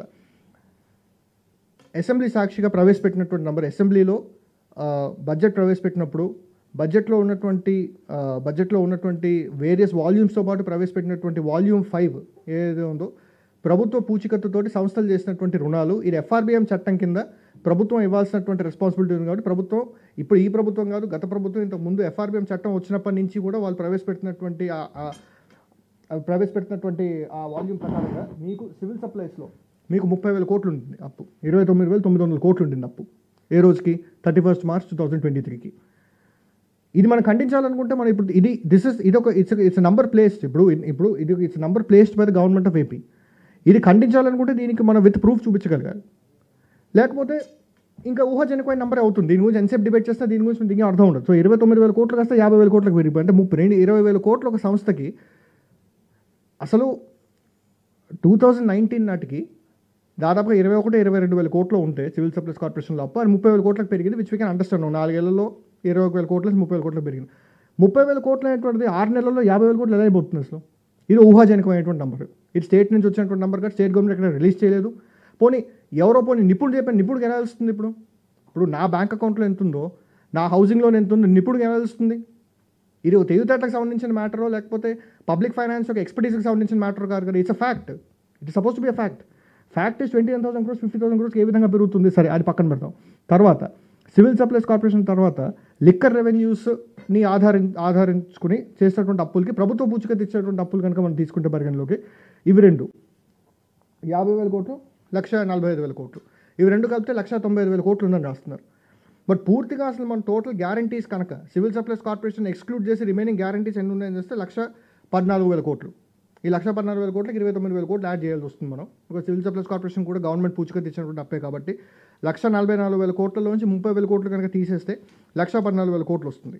సో ఇప్పుడు కనుక మనం చూస్తే టోటల్గా 6,26,000 కోట్లు 6,26,000 కోట్లు 31st March ఉండడానికి అన్ని విధాల ఆధారాలతో ఉన్నటువంటి నంబర్స్ ఇవైతే ఏ విధమైనటువంటి ఆధారాలు చూపకుండా ఈరోజు 8,45,000 కోట్లు ఉన్నాయి అప్లైనట్టుగా రాస్తున్నారు. అంటే దాదాపుగా 2,19,000 కోట్లు పెరిగి ఉండాలి. అసలు సెంట్రల్ గవర్నమెంట్ నంబర్స్కి ఆల్మోస్ట్ ఈక్వల్ లెవెల్లో రాస్తారు. డెట్ అయినటువంటిది అసలు ఇంత డెట్ బారోయింగ్ అయినటువంటిది ఎక్కడి నుంచి జరిగింది ఏంటి ఏం లేదు అసలు మనకి.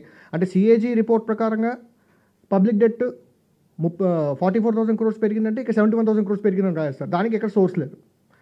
పోనీ పబ్లిక్ అకౌంట్ చూద్దాం అంటే పబ్లిక్ అకౌంట్ అది ఎవరు కూడా ఎగ్జాక్ట్గా చెప్పలేరు కాబట్టి పబ్లిక్ అకౌంట్ పక్కన పెడతాం. ఈ అదర్ కాలం చూస్తే టోటల్ కార్పొరేషన్ లోన్లు కనుక చూస్తే 1,97,000 crores ఉన్నది 3,40,000 crores ఏ విధంగా పెరిగిపోతుంది? అంటే ఎక్కడి నుంచి ఈ విధమైనటువంటి అప్పు జరుగుతుంది? అంటే బేసిక్ అంటే ఇదొక ఇంటెన్షన్ టు మిస్లీడ్ అనేటువంటిది దీంతో చాలా తేటతనం అవుతుంది. ఈ విధమైనటువంటి నెంబర్స్ చూస్తూ ఉంటే మనకి చాలా క్లియర్గా అర్థమవుతున్న విషయం ఏంటంటే ఇంటెన్షన్ టు మిస్లీడ్ పీపుల్ అనేది మనకి we can clearly understand from this. తర్వాత ఒక విచిత్రమైనటువంటి ఒక ఎలిగేషన్ ఏం చేశారంటే అప్పులు చేశారు కానీ అప్పు తీర్చేటువంటి ఆలోచన కూడా రాష్ట్ర ప్రభుత్వం లేదంటే అసలు తీర్చేటువంటి ఆలోచన అంటే నాకు ఇప్పుడు అప్పు అనేటువంటిది ఇట్స్ చార్జ్డ్ ఎక్స్పెండిచర్. రాజ్యాంగ ప్రకారంగా అప్పు is not a voted expenditure. 2 రకాల ఎక్స్పెండిచర్లు ఉంటాయి. ఒక ఎక్స్పెండిచర్కి ఓట్ చేస్తే దాని తర్వాత రిమూవ్ చేసుకోవచ్చు మన ఆర్టికల్ 203 అండ్ 204 ప్రకారం. కొన్ని చార్జ్ ఎక్స్పెండిచర్ ఉంటాయి అంటే డైరెక్ట్గా దానికి ఓటింగ్ అక్కర్లేదు. డైరెక్ట్గా RBI as the debt who is responsible for debt management of the state డైరెక్ట్గా డెబిట్ చేస్తారు కన్సాలిడేటెడ్ ఫండ్గా ఈరోజు. ఇప్పుడు ఇది నేను ఒక లోన్ తీసుకుని నేను కడదాం అనుకుంటున్నానా కట్టకూడదు అనుకుంటున్నానా, ఇట్స్ నాట్ ఎ ఇండివిజువల్. ఇక్కడ it is RBI is the debt manager for the state.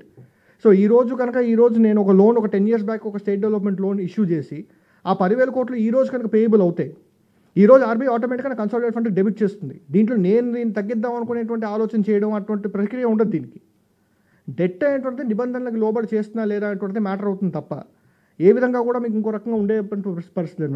మీరు ఎర్లియర్ స్లైడ్ కనుక మీరు చూస్తే గత హయాంలో 7.45% అయింది, ఈ హయాంలో ఓన్లీ 5.21% అయింది.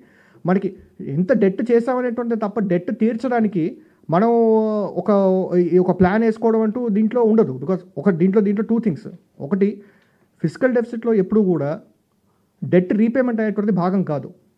అంటే డెట్ ఎంతైతే రీపే చేయొచ్చో ఆ డెట్ అనేటువంటిది యాడ్ అయ్యే ఈ సంవత్సరం డెట్కి పరిమితి సెంట్రల్ గవర్నమెంట్ విధిస్తుంది. కాబట్టి ఏ రోజు కూడా it's not a challenge. So ఈ రకమైనటువంటి అంటే అప్పు తీర్చే ఉద్దేశం కూడా ప్రభుత్వానికి లేదంటే తీర్చే ఉద్దేశం ఉండకుండా ఎందుకు ఉంటుంది ఏ ప్రభుత్వం అయినా? తీర్చే ఉద్దేశం లేకపోవడం వల్ల ఏ ప్రభుత్వం తీర్చకుండా ఉంటుందా? అంటే అప్పు తీర్చడం జరగట్లేదన్న ఉద్దేశం. సో ఇది first of all it is something which is wrong. తర్వాత నెక్స్ట్ పాయింట్ వారు చెప్పింది ఏంటంటే క్యాపిటల్ ఎక్స్పెండిచర్ యాడిక్వేట్గా జరగట్లేదు. క్యాపిటల్ ఎక్స్పెండిచర్ అనేటువంటి అంతంత మాత్రంగా తూతు మాత్రంగా జరుగుతుందని చెప్పారు. క్యాపిటల్ ఎక్స్పెండిచర్ ఒకటి మనం చూస్తే ఈ 3 years కూడా విపరీతమైనటువంటి కోవిడ్ రిలేటెడ్ డిస్ట్రెస్ రావడం వల్ల ప్రపంచవ్యాప్తంగా కూడా క్యాపిటల్ ఎక్స్పెండిచర్ అనేటువంటి it is taken a beating. In fact ఒక సంవత్సరంలో క్యాపిటల్ ఎక్స్పెండిచర్ 7.34% కాంట్రాక్ట్ అయింది. అటువంటి పరిస్థితుల్లో కూడా ఇవన్నీ మళ్ళీ అగైన్ సిఏజీ నెంబర్లు, సిఏజీ రిలీజ్ నెంబర్స్, ఇవన్నీ కూడా మేము ఊహించి రాసినటువంటి నెంబర్లు కావు. ఇప్పుడు టీడీపీ హయాంలో క్యాపిటల్ ఎక్స్పెండిచర్ ఎంత జరిగింది అంటే యావరేజ్ 15,227 crores జరుగుతాయి. ప్రస్తుత ప్రభుత్వ హయాంలో 17,991 crores అంటే 18,000 crores per annum capital expenditure జరిగింది. ఇది మనకు ఆదాయం కలిగినటువంటి నెంబర్స్ కావు, ఇది ఒకరు ఊహించినటువంటి నెంబర్లు కావు. ఇది రాష్ట్ర ప్రభుత్వం యాక్చువల్ ఇంకర్ చేసినటువంటి కాస్ట్. బికాస్ ఇది గవర్నమెంట్ అకౌంటింగ్ అనేటువంటి ఒక second I take minute to explain government accounting. యూజువల్గా కంపెనీలో వాటిలో మనం చూసేది అక్రూవల్ బేస్డ్ అకౌంటింగ్. అంటే ఇప్పుడు నేను ఫలానా నా దగ్గర పనిచేసే ఒకరికి నేను జీతం ఇవ్వాలి అంటే అది ఆల్రెడీ ఖర్చు కింద రాసిస్తారు, నేను జీతం ఇచ్చినా ఇవ్వకపోయినా. అది accrual based accounting. Government follow అయ్యేది క్యాష్ బేస్డ్ అకౌంటింగ్. అంటే నేను వారికి జీతం ఇస్తేనే అది రికార్డ్ అవుతుంది ఎక్స్పెండిచర్ కింద. నేను కనుక జీతం ఇవ్వకపోతే అది ఎక్స్పెండిచర్ కింద రికార్డ్ కాదు. సో ఇప్పుడు ఇక్కడ క్యాపిటల్ ఎక్స్పెండిచర్ కనబడుతుందంటే this is the expenditure actually incurred. అంటే ప్రభుత్వం ఆ సంవత్సరంలో సిఏజీ ఆడిట్ ప్రకారంగా ఇంత ఎక్స్పెండిచర్ ఇంకర్ చేసింది. సో అప్పుడేమో 15,000 crores ఉంది, ఇప్పుడు 18,000 crores ఉంది. ఖచ్చితంగా దేశ ఇంక్రీజ్ చేసో ఏ విధంగా మనకి మూలధన వ్యయం అని చేయలేదు అనేటువంటి విషయం కూడా చాలా నిరాధారమైనటువంటి ఒక ఎలిగేషన్ అవుతుంది తప్ప అది వాస్తవానికి చాలా దూరం అది. తర్వాత ఇంకొక విషయం చెప్పింది ఏంటంటే ఇప్పుడు ఇంకొక వార్త ఇవాళ చూస్తే సెబియో స్టాక్ ఎక్స్చేంజ్ ఏదో రాశారు. సెబియో స్టాక్ ఎక్స్చేంజ్ కూడా వాళ్ళు చాలా వణికిపోయి రాష్ట్రంలో తప్పులు ఎక్కువ ఉన్నాయని చెప్పేసి లాస్ట్ మినిట్లో ఎవరిని కూడా కొనొద్దని చెప్పేసారు బాండ్స్ అని చెప్పి అనడానికి ప్రయత్నం చేశారు. ఇప్పుడు దీంట్లో ఒక minute I just take a minute to explain. State beverages corporation అనే ఒక సంస్థ లాస్ట్ ఇయర్ రాష్ట్ర ప్రభుత్వం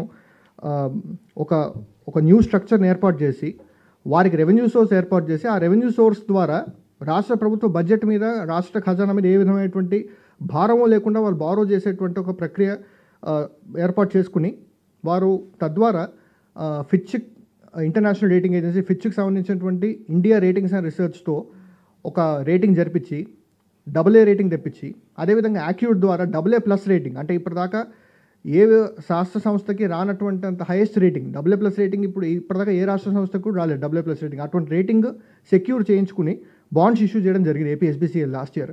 నిజానికి ఒకప్పుడు సిఆర్డీఏ బాండ్ ఇష్యూ చేసినప్పుడు 10.32% కూపాన్ రేట్ వచ్చింది.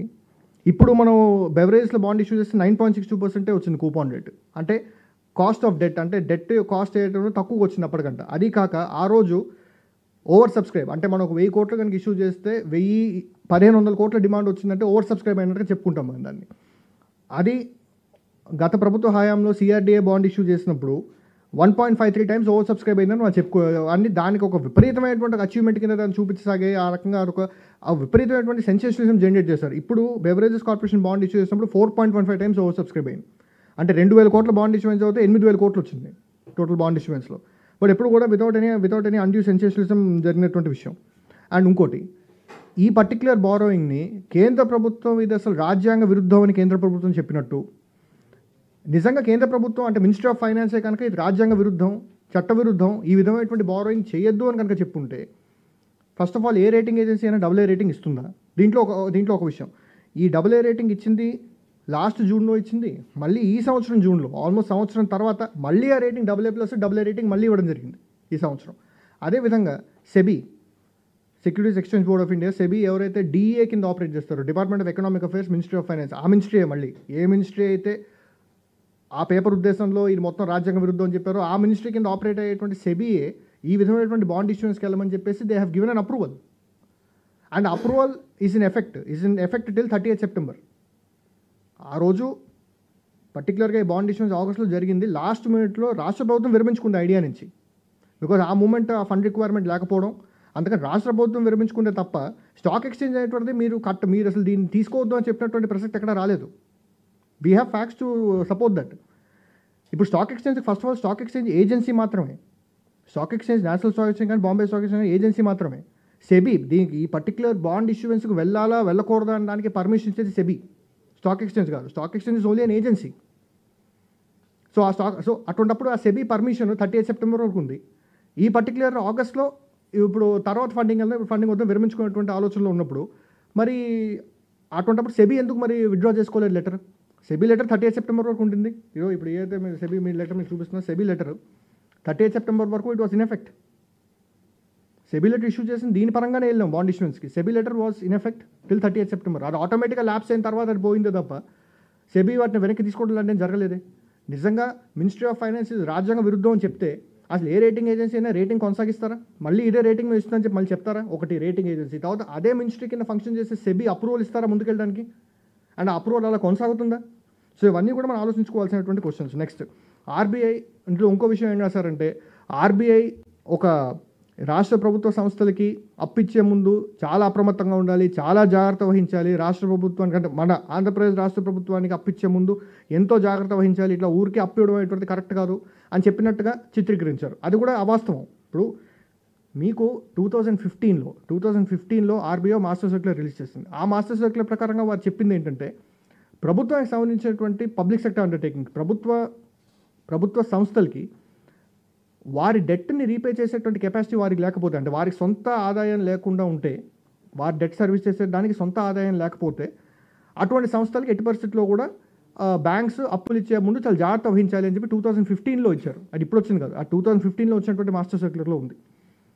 తర్వాత కోవిడ్ రావడం వల్ల వివిధ దేశాల్లోనూ మన రాష్ట్రంలోనూ కూడా జనరల్ గవర్నమెంట్ డెట్ అంటాం, అంటే సెంట్రల్ గవర్నమెంట్ యొక్క అప్పు ప్లస్ అన్ని రాష్ట్రాలకు సంబంధించినటువంటి అప్పు మొత్తం అంతా కూడితే జనరల్ గవర్నమెంట్ డెట్ అంటాం. అది కూడా ఊహించినటువంటి లెవెల్స్కి పెరిగిపోయింది. బికాస్ కోవిడ్ వల్ల ఏంటంటే అప్పు భారం పెరగడం వల్ల సెంట్రల్ గవర్నమెంట్ జనరల్గా ఏ వ్యూ తీసుకున్నారంటే, ఆ ఆర్బీఐ సర్క్యులర్ ఏదైతే 2015లో ఉందో అది కొంచెం స్ట్రాంగ్గా మనం ఎఫెక్ట్ తీసుకుని రావాలనే ఉద్దేశంతో జూన్ 22లో ఆర్బీఐ ఇంకో సర్క్యులర్ ఇచ్చింది. ఆ సర్క్యులర్ ఏం చెప్పిందంటే, 2015లో ఉన్నటువంటి సర్క్యులర్ ఏదైతే ఉందో ఇది జూన్ 22లో ఆర్బీఐ ఇచ్చినటువంటి సర్క్యులర్. దాంట్లో చెప్పింది ఏంటంటే, ఆ 2015లో సర్క్యులర్లో ఏ విధంగా అయితే రాశారో, అంటే ప్రభుత్వం సంబంధించినటువంటి సంస్థలకు అప్పులు ఇచ్చే ముందు ఈ జాగ్రత్త వహించి మీరు అప్పులు ఇవ్వండి అనే విషయం మళ్ళీ ఇంకోసారి రీట్రేట్ చేశారు. అండ్ రీట్రేట్ చేసినటువంటి ఆంధ్రప్రదేశ్ సంస్థలకు సంబంధించి కాదు, సెంట్రల్ గవర్నమెంట్ సంస్థలకి, స్టేట్ గవర్నమెంట్ సంస్థలకి, ఎవరికైనా సరే any state government or central government owned పిఎస్యూకి ఇచ్చే ముందు వారికి కనుక ఓన్ సోర్సెస్ ఆఫ్ రెవెన్యూ లేకపోతే వారికి ఇచ్చే ముందు మీరు యూ హ్యావ్ టు వాళ్ళకి లోన్లు అవాయిడ్ చేయండి అని రాశారు. ఇప్పుడు మీరు కనుక దీనికి ఇంకో ఎగ్జాంపుల్ మీ అందరి దృష్టికి తీసుకొస్తాను. ఇప్పుడు సెంట్రల్ గవర్నమెంట్ సంస్థ అయినటువంటి ఎన్హెచ్ఏఐకి యూజువల్గా ఎన్హెచ్ఏ ఏం చేశారంటే, ఒకప్పుడు ఎన్హెచ్ఏ కూడా సొంతంగా బారోయింగ్ చేసేది. ఇప్పుడు ఎన్హెచ్ఏ రోడ్లు వేయడానికి దాదాపుగా సంవత్సరానికి 1,50,000 నుంచి 2,00,000 కోట్ల వ్యయం ఎన్హెచ్ఏ చేసేప్పుడు ఒకప్పుడు ఏ రకంగా జరిగేదంటే, దాంట్లో ఒక 50,000 నుంచి 75,000 కోట్ల వరకు సెంట్రల్ గవర్నమెంట్ నుంచి బడ్జెటరీ సపోర్ట్ కింద వచ్చి ఇంకో 70 నుంచి 80,000 కోట్ల వరకు ఎన్హెచ్ఏ డైరెక్ట్గా బాండ్స్ ఇష్యూ చేస్తూ ఎన్హెచ్ఏ డైరెక్ట్గా బహిరంగంగా అప్పు చేసేటువంటి పరిస్థితి ఉండేది ఒకప్పుడు. ఈ విధమైనటువంటి స్టాండ్ సెంట్రల్ గవర్నమెంట్ తీసుకున్న తర్వాత దట్ ఏ సంస్థలకైతే సొంతంగా ఆదాయాన్ని జనరేట్ చేసేటువంటి ఒక కేపబిలిటీ లేదో అటువంటి సంస్థలు డైరెక్ట్గా అప్పు చేయకూడదు అనేటువంటి విషయం ఎప్పుడైతే వాళ్ళు చెప్పారో, ఇప్పుడు మీ 21-22కి ఎన్హెచ్ఏ మీకు సెంట్రల్ బడ్జెట్ డాక్యుమెంట్స్ ప్రకారం, central government union budget documents ప్రకారంగా కూడా మీకు వారు చెప్పింది ఏంటంటే 57,000 crores 57,350 crores ఎన్హెచ్ఏకి ప్రభుత్వం బడ్జెటరీ సపోర్ట్ కింద వస్తుంది. 65,000 కోట్లేమో ఎన్హెచ్ఏ డైరెక్ట్గా బారో చేసుకుంటుంది మార్కెట్లో అనే విషయం వారు చెప్పారు. ఈ స్టాండ్ మార్చుకున్న తర్వాత సెంట్రల్ గవర్నమెంట్ తన ఓన్ సంస్థ ఎన్హెచ్ఏ అనేటువంటి తన ఓన్ సంస్థ కూడా వాళ్ళు ఏం చెప్పారంటే 22-23 బడ్జెట్ అంటే ఈ సంవత్సరం బడ్జెట్లో వాళ్ళు చెప్పింది ఏంటంటే 23-24 బడ్జెట్లో 1,34,000 crores డైరెక్ట్గా ఎన్హెచ్ఏకి సెంట్రల్ గవర్నమెంటే ఇచ్చేటట్టుగా అండ్ ఎన్హెచ్ఏ ఏ విధమైనటువంటి పబ్లిక్ బారోయింగ్ చేయనట్టుగా వాళ్ళు నిబంధన విధించుకుని పెట్టుకున్నారు వాళ్ళు. సో వారు ఇదేదో ఒక ఆంధ్రప్రదేశ్ రాష్ట్రానికి వారు చేసినటువంటి విషయం కాదు, వారి సొంత కార్పొరేషన్స్ కూడా వారి రకమైనటువంటి నిబంధన పాటించుకుంటున్నారు వాళ్ళు. ప్లస్ వివిధ స్టేట్ గవర్నమెంట్స్ కూడా ఇదే ఎంకరేజ్ చేస్తున్నారు వాళ్ళు. సొంత వనరులు లేనటువంటి పరిస్థితి, సొంత ఆదాయాలు లేనటువంటి పరిస్థితి ఉన్నప్పుడు డైరెక్ట్గా బడ్జెట్ మీద డిపెండ్ అవ్వదని చెప్తున్నారు. అందుకే మీరు చూస్తే ఇప్పుడు 1,44,000కి పెరిగింది ఈ గ్యారంటీస్ ఏదైతే ఉన్నాయో, తద్వారా ఇంతవరకు పెరగడానికి కూడా అవకాశం తక్కువ ఉంటుంది. ఇప్పుడు ఒకప్పుడు సిఆర్డీ అప్పు చేశారు, ఇప్పుడు సిఆర్డీ అప్పు చేయడం ఈ రోజు ఉన్నటువంటి పరిస్థితుల్లో సిఆర్డీ లేని సంస్థ అప్పు చేయలేదు, బికాజ్ సిఆర్డీకి సొంత ఆదాయం లేదు కాబట్టి. ఇది ఒక మన రాష్ట్రంలో ఉన్నటువంటి పరిస్థితి కాదు, ఇది కేంద్ర ప్రభుత్వానికి సంబంధించినటువంటి సంస్థలు, వివిధ రాష్ట్రాలకు సంబంధించిన సంస్థలు అందరికీ ఉన్నటువంటిది. కాబట్టి ఏ రకమైనటువంటి దుష్ప్రచారం జరుగుతుందంటే ఇదేదో పూర్తిగా మన రాష్ట్రం కోసం మాత్రమే తీసుకొచ్చినటువంటి నిబంధన ఇది. అంటే మన రాష్ట్రంలో ఏదో విచ్చలవిడిగా అప్పు చేస్తాం కాబట్టి ఆర్బీఐ తీసుకొచ్చి షెడ్యూల్ కమర్షియల్ బ్యాంక్స్కి రకంగా చెప్పింది చెప్పడానికి ప్రయత్నం జరిగింది, which is incorrect. It's our responsibility to correct that this is not the right statement. తర్వాత నెక్స్ట్ పాయింట్ ఏంటంటే ఒక బ్యాలెన్సింగ్ నెంబర్ విచ్ మనం ఒకసారి మీరు ఎర్లియర్ స్లైడ్ కనుక మీరు చూపిస్తే యూజువల్గా ఏదో రకంగా 10 లక్షల కోట్లు టచ్ కావాలి, బికాజ్ అప్పు భారం పెరిగిపోయినటువంటి ఒక స్టేట్మెంట్ మన పేపర్లో రాసుకోవాలి. కాబట్టి బ్యాలెన్సింగ్ నెంబర్ ఏంటంటే లాస్ట్ ఇదంతా అయిపోయిన తర్వాత 8,40,000 కోట్ల కదా 1,70,000 కోట్లు ఏదైనా బ్యాలెన్సింగ్ నెంబర్ కనపడితే మొత్తం బిల్ స్పెండింగ్. ఎక్కడి నుంచి వచ్చింది బిల్ స్పెండింగ్ అంటే మనకి ఇప్పుడు రాష్ట్ర ఆర్థిక మంత్రివర్యులు సెప్టెంబర్ 2022లో ఆ రోజు ఎగ్జాక్ట్గా 21,400 crores 21,673 crores బిల్ స్పెండింగ్ ఉన్నాయనే విషయం అసెంబ్లీలో he has announced. 21,673 crores pending ఉన్నాయి అని. అక్కడ నుంచి 21,623 crores అటువంటి సంవత్సరంలో 1,70,000 కోట్లకి ఎలా పెరిగిపోతుంది అంటే 1,50,000 కోట్ల బకాయిలు ఏ రకంగా వస్తాయి? ఇప్పుడు I just take a minute ఒకసారి జస్ట్ టు ఎక్స్ప్లెయిన్ అంటే how absurd this argument is అనే విషయం చెప్పడానికి I just take a minute. మీకు ఉన్నటువంటి మేజర్ ఖర్చుల్లో శాలరీస్, పెన్షన్స్, ప్లస్ అది కాకుండా సోషల్ వెల్ఫేర్ పెన్షన్స్, అది కాకుండా మీకు డెట్ సర్వీసింగ్ హ్యూజ్ రిక్వైర్మెంట్ ఏంటంటే మీకు హ్యూజ్ డెట్ సర్వీసింగ్ రిక్వైర్మెంట్ రాష్ట్రాలకు ఉంటుంది. అది కాక సెంట్రలీ స్పాన్సర్డ్ స్కీమ్స్లో state share, matching state share, central share, and జనరల్గా స్టేట్ గవర్నమెంట్ ఇంప్లిమెంట్ చేసేటువంటి ప్రోగ్రామ్స్, ఇవన్నీ కలిపి they constitute around 80% of our budget. వీటిలో ఏ ఒక్కటి కూడా బకాయిలు లేవు. శాలరీస్ ఏం బకాయిలు లేవు, దేశ స్లైట్ డిలే బట్ దేశ బకాయి లేవు. అంటే మీకు శాలరీస్ మొత్తం అంతా కూడా పేరుకుపోయింటే కూడా మీకు ఇంతకు రీచ్ అవ్వదు. ఏది శాలరీస్ ప్రెసెంట్ బకాయిలు చెప్తున్నారు 21,000 ఆ రోజు అనౌన్స్ చేశారు. ఈ డేట్ ఎంత ఉన్నాయంటే మనం we'll announce at the appropriate time. Let me continue.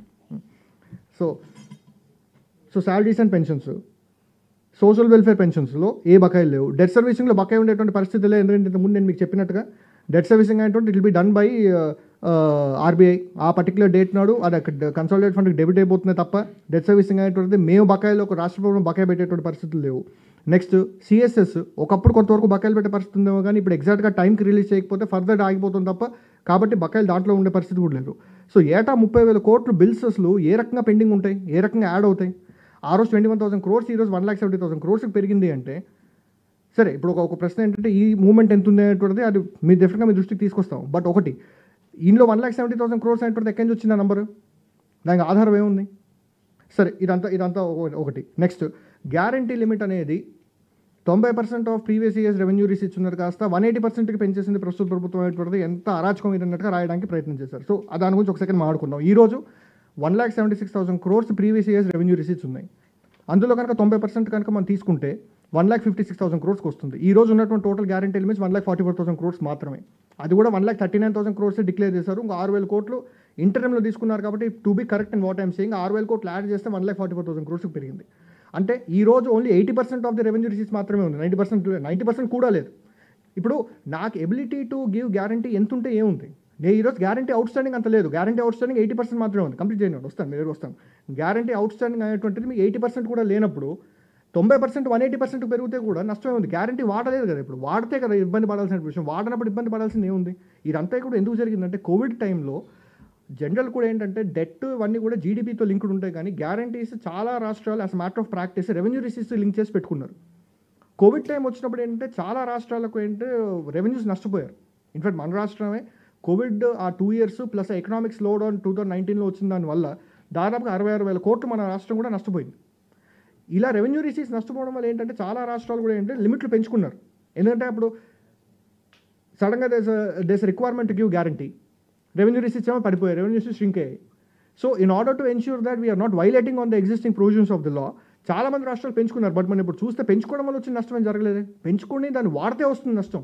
పెంచుకుని పెట్టాం 180% కూడా 360% పెట్టిన నష్టమే ఉంది. ఇప్పుడు ఈ రోజు 80% కూడా లేదు కదా, అది 80% లిమిట్ కూడా యూజ్ కాలేదు. మరి 180% ఉంటే మనకి అంటే దానివల్ల అరాచకం జరిగిపోయిందని అంటమైనటువంటిది ఎంతవరకు సమంజసం. సరే ఇదంతా ఒకటి, ఇదంతా ఏ రకంగా అనుకున్నాం మనం. దీంట్లో మనం ఇప్పుడు ఒక ముఖ్యమైనటువంటి విషయం మనం అందరం గుర్తుపెట్టుకోవాల్సింది ఏంటంటే రాష్ట్ర ఆర్థిక పరిస్థితి ఇంత భయంకరంగా ఉంది అని ఒక పక్కన రాస్తూ, ఇప్పుడు ఒక పక్కనేమో రాష్ట్రం అంటే ఒకరిని అండమని కాదు, కానీ ఇప్పుడు opposition parties, opposition affiliated medias రాష్ట్రం అనేటువంటి ఇంకా శ్రీలంక అయిపోయింది, రాష్ట్రానికి ఇంకా అసలు ఫ్యూచర్ లేదు. మొన్న నారా లోకేష్ గారు మాట్లాడుతూ 12 లక్షల కోట్లు, ఒకసారి 10 లక్షల కోట్లు కనబడుతుంది, ఒకసారి 12 లక్షల కోట్లు వినబడుతూ ఉంటుంది. ఇంకా నంబర్స్కి ఒక లిమిట్ లేదు. అంటే ఇంకా సిఏజీ, ఆర్బీఐ వీటన్నిటికీ ఇంకా అసలు ఈ సంస్థలు ఏం చెప్తున్నాయి, ఎంత నెంబర్స్ పెడుతున్నాయి అని లేవు. మాకు నచ్చితే నెంబర్ మేము చెప్తాం, నచ్చకపోతే గోప్యంగా అప్పులు జరిగిపోయాయి. ఇప్పుడు నాకు దగ్గర గోప్యంగా అప్పు ఉండొచ్చు, ఒక 10,000 రూపాయలు గోప్యంగా సార్ దగ్గర నుంచి ఎవరి దగ్గర మీ దగ్గర నుంచి ఆయన అప్పు తీసుకోవచ్చు. అంటే కానీ గోప్యంగా రాష్ట్ర ప్రభుత్వం 10,000 కోట్ల కేంద్రం తీసుకుని అది ఎవరికి చూపించకుండా చేసేటువంటి పరిస్థితులు ఎక్కడ ఉండవు. కాకపోతే ఆ రకమైనటువంటి ఒక వాదన చెప్పడానికి ప్రయత్నిస్తారు. ఒక పక్కన ఏంటో అంటే ఇది ఐల్ జస్ట్ ఎక్స్ప్లెయిన్ అంటే ఏ విధంగా ఉంది వాదన. ఒక పక్కన ఏంటి, రాష్ట్ర ప్రభుత్వం శ్రీలంకలో అయిపోయింది, ఒక పక్కన ఇది. ఇంకో పక్కన ఏంటి, మా ప్రభుత్వం వస్తే మేము దీనికి రెట్టింపు బిచ్చేస్తాం. అంటే ఇప్పుడు ఇది ఎక్కడ జనరేట్ అవుతుంది ఇదంతా. ఫస్ట్ ఆఫ్ ఆల్ ఇప్పుడు నిజంగా శ్రీలంకకి ఎవడో అధ్యక్షుడిగా పోటీ చేయడానికి ప్రయత్నిస్తే ఏం చెప్తారు, ఆర్థిక పరిస్థితిని మెరుగుపరుస్తాం, ఆర్థిక పరిస్థితిని ఇంత కష్టకాలం నుంచి బయటకు తీసుకొస్తామని చెప్తారు తప్ప మేము ఇప్పటిదాకా ఇస్తున్నటువంటివన్నీ మేము డబల్ చేస్తాం, 20,000 crores రైతులకి ఇచ్చేది 20,000 పెంచేస్తాం, అమ్మఒడి 2 పిల్లలకి ఇచ్చేస్తాం. సో ఐదర్ ఒకప్పుడు చేసినట్టుగా హామీలు చేసినట్టు కానీ 24,000 కోట్ల లోన్లు ఉంటాయి, అగ్రికల్చర్ లోన్లు ఉంటాయి, రుణమాఫీ చేస్తామని చెప్పి ఏ విధంగా అయితే 13,000-14,000 కోట్లు చేశారో అదేవిధంగా ఈసారి కూడా ఊరికే చెప్పడం వరకే కానీ ఏం చెప్పినా పర్లేదు అనుకున్నాం.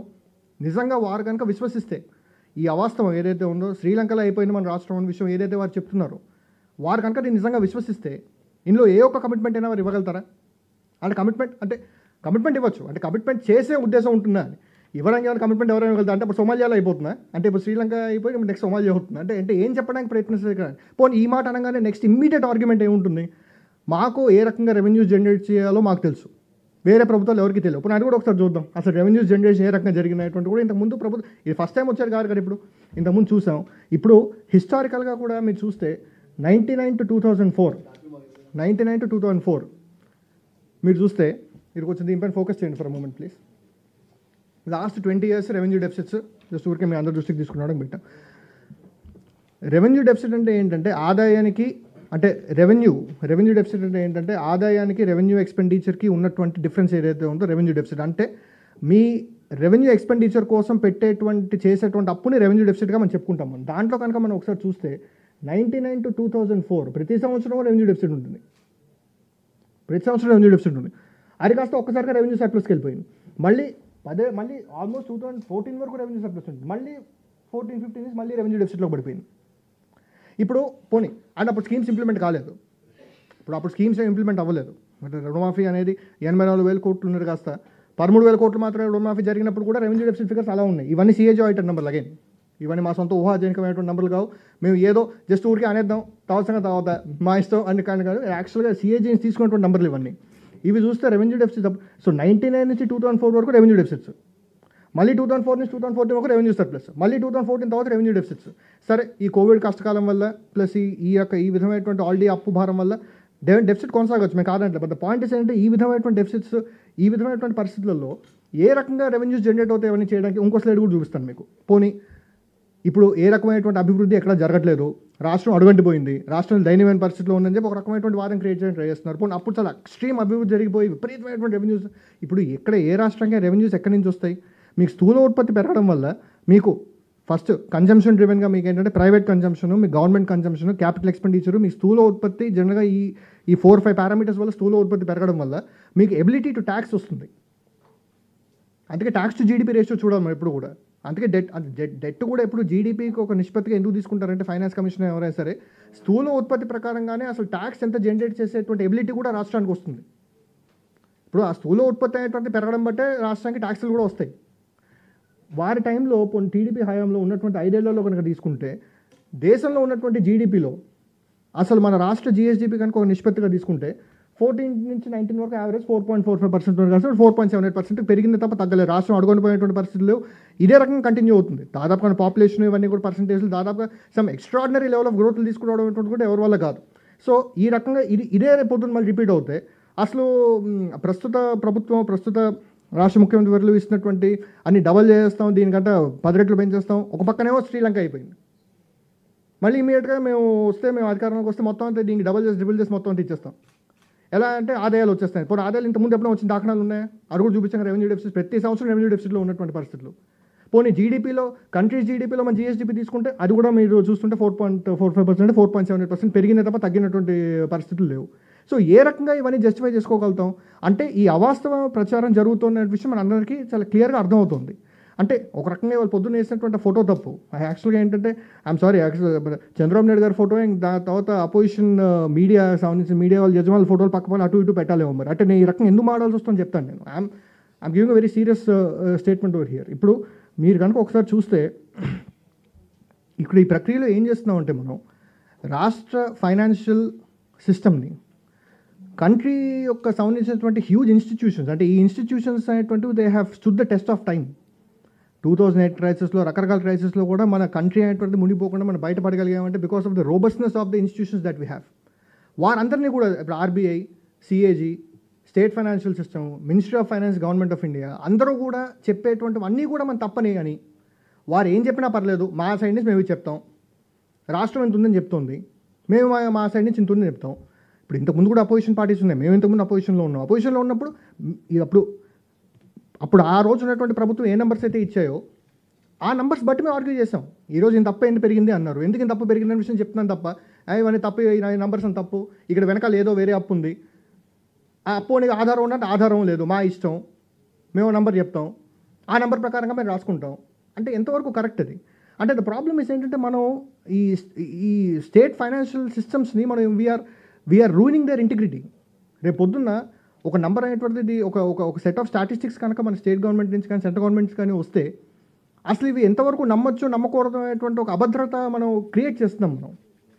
You can argue. ఇప్పుడు డెఫినెట్లీ అప్పు పెరగలేదు నేను చెప్పట్లేదు. ఇప్పుడు మీరు కనుక చూస్తే ఫస్ట్ షీట్ కనుక మీరు చూస్తే ప్రస్తుత ప్రభుత్వంలో ఎంత అప్పు పెరిగిందనే విషయం హ్యావ్ రిటన్ క్లియర్లీ, అండ్ ఇవన్నీ కూడా దే ఆర్ ఆల్ సపోర్టెడ్.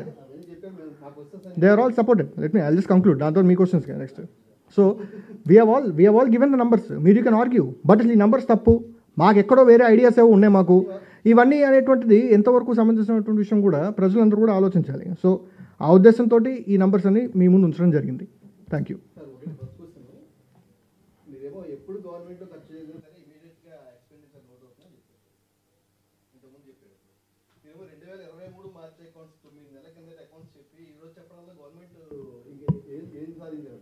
ఏది అవును ఇప్పుడు ఫ్రమ్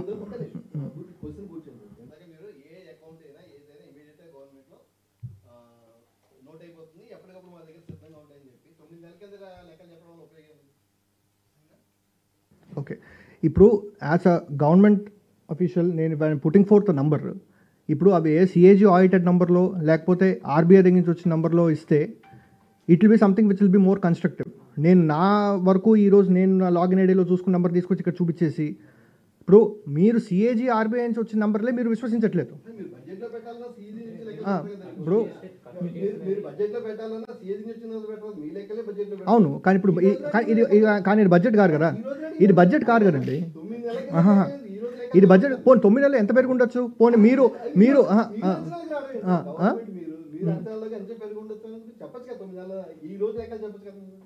9 నెలల క్రితం లెక్కపోను 9 నెలల క్రితం లెక్కపోను కరెక్ట్ అని మీరు ఈ రోజు లెక్క ఇంకా ఆడిట్ జరగలేదు కదండి, ఇంకా ఇయర్ కంప్లీట్ కాలేదు, ఆడిట్ జరగలేదు, ఇట్స్ అ ప్రొవిజనల్ నంబర్. చెప్పండి.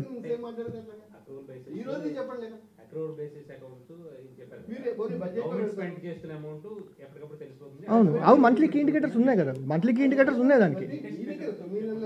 మంత్లీ ఈ రోజు అక్టోబర్ వరకు మంత్లీ కీ ఇండికేటర్స్ అన్ని ఆన్లైన్ ఉన్నాయి.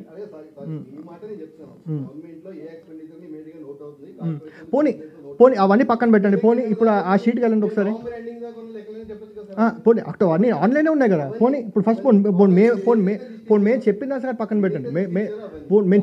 అది కాదు, మేము చెప్పని వాటి సంగతి వదిలేదు. మీరు చెప్పిన వాడికి సోర్సెస్ చెప్పండి. మేము చెప్పని వాడి గురించి ఎందుకు? నేను చెప్పలే కదా, నేను చెప్పలేదు. మీరు చెప్పారు కదా, మీరు చెప్పి మీ సోర్స్ చెప్పండి. నా సోర్స్కి నాకు లెక్క ఉంది. ఇప్పుడు పాత కొత్త ఉందండి. These are all released. Okay, so దాంతో మొత్తం మీ సోర్స్ చెప్పండి. పోనీ సార్ మీ ఇష్టం వచ్చి మీరు రాసుకోవచ్చు అంటారు. సరే, దాంట్లో డిబేట్ ఇంకా డిస్కషన్ ఎందుకు? సార్ 10 లక్షల కోట్లు 20 లక్షల కోట్లు అన్నాయండి. No I'm also not that's the only point you could get. Okay, అదే చెప్తున్నాం కదా. ఒకసారి అది పెట్టండి ఒకసారి ఆ షీట్ పెట్టండి. పోనీ ఫెయిల్యూర్ ఎలా అవుతుందండి? ఎగ్జాక్ట్ నంబర్స్ ఇప్పుడు నేను ఓకే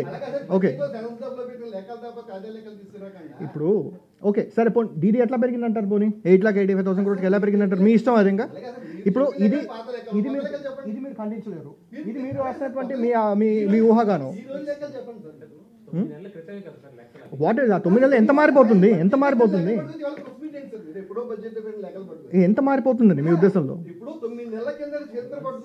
ఎంత మారిపోతుందండి మీ ఉద్దేశం? ఎంత మారిపోతుందండి? ఇప్పుడు 4 years మనం మాట్లాడుతూ ఉంటే సరే, మీ పాయింట్ నాకు అర్థమైంది. మీరు కంగారు పడకండి, మీ పాయింట్ అర్థమైపోయింది. సరే, మీరు పొద్దున అదే మీరు ఇప్పుడు మనం మాట్లాడుతుంది ఒక 5 year పీరియడ్, 4 year పీరియడ్కి మాట్లాడుతున్నాం. ఆ 4 year 3 months 4 years 4 months అనేటువంటిది దేర్ ఇస్ నో రెలవెన్స్. ఇప్పుడు దీంట్లో మీరు చూస్తే ఇది ఎట్లా పెరిగిందంటారు మరి?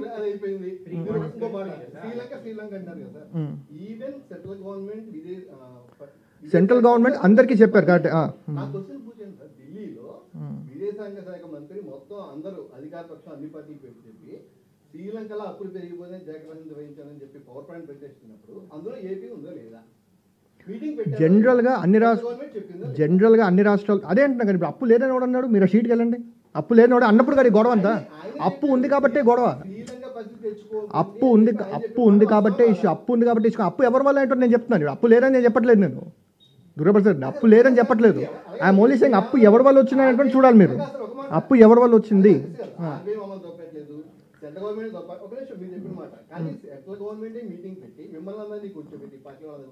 ఏ రాష్ట్రానికైతే డెట్ టు జీడిపి ఎక్కువ ఉందో రాష్ట్రానికి చెప్పిన మాట వాస్తవమే. కానీ దీంట్లో ఇది ఈ అమౌంట్ కలుపుకుంటే వచ్చినటువంటి ఫిగర్ అది. ఇప్పుడు అది మీరు చాలా తెలివిగా ఏంటంటే ప్రస్తుత ప్రభుత్వానికి ఆపాదించడానికి ప్రయత్నం చేస్తున్నారు మీరు. కానీ అది వాస్తవం కాదు. అది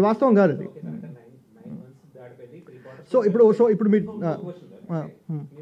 సొంత ఆదాయ వనరులు లేని సంస్థ నుంచి కార్పొరేషన్ నుంచి అప్పు తీసుకోకూడదు, అప్పు తీసుకోలే అవకాశం లేదని చెప్పారు. మరి ఎస్డిసి నుంచి ఎలా తీసుకున్నారు? ఆ రోజు ఉన్న గైడ్ లైన్స్కి ఆ తర్వాత వచ్చిన గైడ్ లైన్స్ ప్రకారంగా తీసుకోవద్దన్నారు. అంటే ఏ రాష్ట్ర ప్రభుత్వం మనం కాదు, ఏ సంస్థ కూడా దేశంలో ఏ రాష్ట్రానికి సంబంధించిన సంస్థ కూడా ఆ తర్వాత డబ్బులు తీసుకోలేదు. ఆ తమ్ముడు ఎన్హెచ్ఏ కూడా తీసుకుంది. ఇప్పుడు మీరు చూస్తే అందుకని కంప్లీట్ చేయనివ్వండి. ఇప్పుడు ఎన్హెచ్ఏ మీకు ఆ సంవత్సరం ఎన్హెచ్ఏ కూడా బారో చేసింది 65,000 కోట్లు. ఆ నెక్స్ట్ ఇయర్ బారో చేయలేదు. అప్పటిదాకా నడిచాయి. ఆ తర్వాత జనరల్గా they brought the discipline across the country. June 22లో వచ్చిన సర్కిల్ మీకు ఆర్బీఐ నేను ఇది కూడా చూపించాను కదా. This was coming June 22. AP SDC borrowing దానికంటే ముందు జరిగింది. అండ్ ఇది వచ్చిన తర్వాత ఎన్హెచ్ఏ కూడా ఆపేసింది. ఏదో మనకు ఒక్కరి కోసం వచ్చినటువంటి ఒక రాష్ట్రం కోసం వచ్చినటువంటి సర్క్యులర్ కాదు. This was intended for entire country. ఇది కారణం చెప్పగలుగుతారు. దీంట్లో ఎక్కడ ఏపీ పేరు ఉందా? సీఎం గారు ప్రధానమంత్రి రాసిన లెటర్లో ఏపీఎస్డిసి 18,000 కోట్లు మాకు లోన్ రావాలి స్టేట్ బ్యాంక్ ఆఫ్ ఇండియా ఆపేసింది. ఈ లోన్ ఇవ్వద్దని చెప్పి మీ ఎకనామిక్స్ డిపార్ట్మెంట్ వాళ్ళు చెప్పారు. కాబట్టి ఆ లోన్ వచ్చేలాగా మాకు హెల్ప్ చేయండి సీఎం గారు ప్రధానమంత్రి రాసిన లేఖ. మీరు ఏ లేఖ రిఫర్ చేస్తున్నారు నాకే తెలియదు. బట్ నేను చెప్పాను. బట్ ఎనీవే నాకు మీరు ఏ లేఖ రిఫర్ చేస్తున్నారు మీకు ఎక్కడైనా చూసినా అదే నాకు. బికాస్ దాంట్లో మీరే నంబర్ ఫస్ట్ పేజ్లో ఉంటుంది, మీరు లోపల ఏ పేపర్ పెట్టారు నాకు తెలియదు ఇవన్నీ, బట్ ద పాయింట్ ఇస్ ఏంటంటే సార్ నాకు తెలియదు ఇప్పుడు అది అదే అంటున్నాం కదా. ఇప్పుడు నేను చెప్పిన ఎగ్జాక్ట్గా అదే అన్న. ఇప్పుడు వాళ్ళందరికీ కూడా ఈ రకమైనటువంటి బారోయింగ్స్ ఈ రకమైనటువంటి బారోయింగ్ నేను చెప్తున్నాను. Let me complete. మీరు చెప్పిన మీరు సమాధానం ఎక్కడ మీకు అగేన్స్ కోసం ముందు భయపడిపోతే ఎట్లా? మీరు ఇప్పుడు రైట్ నో కాదు. సో ఇప్పుడు బేసిక్ పాయింట్ ఏంటంటే మీకు ఆ విధమైనటువంటిది 1800 మనకు ఆపడం కాదు, ఆ విధమైనటువంటి బారోయింగ్ రాష్ట్ర దేశంలో అందరికి ఆపేశారు, మనకు ఒకరికి ఆపడం కాదు. డెఫినెట్గా దేశ పాయింట్ కొన్ని రాష్ట్రాలు అప్రోచ్ అయ్యి ఉండొచ్చు, ఆస్కింగ్ ఏంటంటే ఈ విధమైనటువంటి నిబంధనలు పెట్టడం అవాయిడ్ చేయడం చెప్పి ఉండొచ్చు. సెంట్రల్ గవర్నమెంట్ ఒక స్టాండ్, బట్ మన కోసం తీసుకుంది కాదు అది. ఇప్పుడు ఇక్కడ రాసినట్టు తప్పు ఏంటి అంటే మన కోసం తీసుకుని స్టాండర్డ్గా రాస్తున్నారు, అది కరెక్ట్ కాదు. అదే ఆర్బీఐలో మరి ఇక్కడే ఉండాలి కదా అంటున్నప్పుడు ఉత్తే ఏపీకి ఇవ్వద్దని. ఇప్పుడు నా దగ్గర కూడా ఉంది, ఆర్బీఐ ఇచ్చినటువంటి నోటిఫికేషన్ ఉంది, అది మీ దగ్గర ఏముందా? This is an official document అండి, మీ దగ్గర మీరు ఎక్కడ నుంచి ఏం తెలుసు నాకేం తెలియదు. దిస్ ఇస్ మీకు ఎక్కడ ఏం లెటర్ నాకేం తెలుసు. ఎస్ చెప్పండి.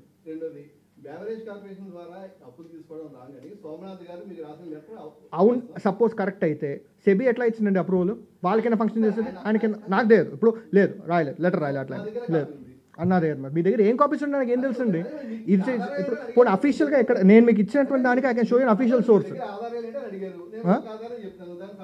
అది చెప్పండి దాట్ అయితే okay, it's not an official document. No రాయలేదు, చెప్తున్నా రాయలేదు.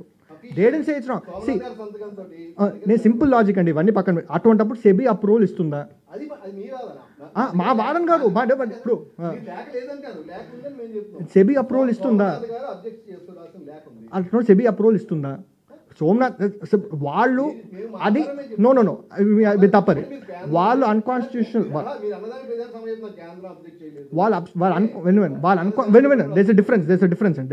They did not say it's unconstitutional మాట వాళ్ళు అనలేదు. మీరు చెప్పేది రాజ్యాంగ విరుద్ధం అన్నారు, అది తప్పదు, వాళ్ళ మాట అనలేదు. రాజ్యాంగ విరుద్ధం అని చెప్పిన లెటర్ ఎక్కడ ఉంది? ఇది అన్కాన్స్టిట్యూషనల్ చెప్పి ఎక్కడ ఉంది?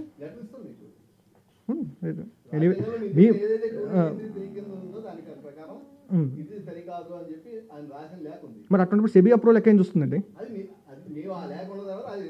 మీకు ఎవరో ఎక్కడో దొరుకుంటుంది, అఫీషియల్ ఎక్కడైనా నెట్లో ఎక్కడ ఉంది అది నా టు మై నాలెడ్జ్ ఎక్కడ ఇది.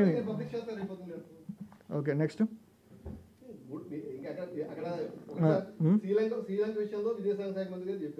శ్రీలంక విషయంలో అందరినీ కూడా అన్ని రాష్ట్రాలని కూడా అన్ని రాష్ట్రాలను అలర్ట్ చేశారు. ఆ అప్పు నో అసలు ఓకే.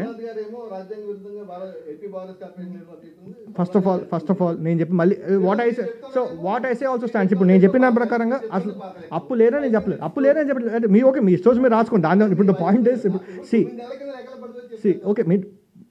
మీరు ఎట్లా మీరు ఈ రోజు లెక్కించినా కూడా మీరు ఏదో రాసే ఓకే మీరు కన్విన్స్ అవ్వడం కోసం కాదు. The point is different. ఇప్పుడు మీరు your approach is not towards understanding the truth.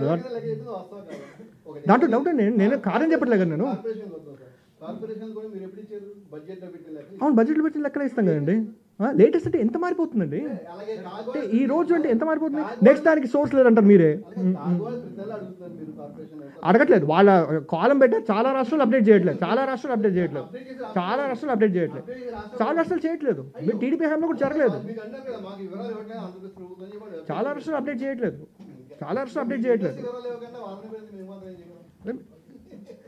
ఇప్పుడు మీకు ఈ నంబర్స్ మీకు ధైర్యం అంటే పబ్లిష్ చేయండి, మీరు రేపు ఈ నంబర్స్ పబ్లిష్ చేయండి మీరు first if you can. What ever it is ఈ రిపోర్ట్ పోనీ అట్లీస్ట్ పోనీ ఏ రకంగా అప్పు పెరిగిందనే విషయం మీకు అయితే కనబడుతుంది కదా. మీకు ఏ రకంగా అప్పు పెరిగిందో మీకు అయితే కనబడుతుంది కదా. ఫస్ట్ ఆఫ్ ఆల్ ఇంకోటి, ఇప్పుడు పోనీ ఇంకో సంగతి పక్కన పెడతారు. ఇప్పుడు ఫిబ్రవరి 2019లో టీడీపీ హయాంలో వారు ఇచ్చిన ప్రకారం 47,650 crores ఉంది ఫిబ్రవరిలో, అది కాస్త మార్చికి వచ్చేసరికి 33,000 కోట్లకు పెరిగిపోయి. ఎగ్జాక్ట్గా ఏ అడ్జస్ట్మెంట్ అవుతుంది ఎవరికి ఎలా తెలుస్తుంది? It is a provisional number. ఇప్పుడు మీ టైంలో ఉన్నటువంటి నంబర్ అది. నేను చెప్తున్నా కదా, ఇప్పుడు వాళ్ళు రిలీజ్ చేసినట్టు నంబర్ 47,000 crores కాస్త 33,000 crores పడిపోయింది. When they are subject to adjustments.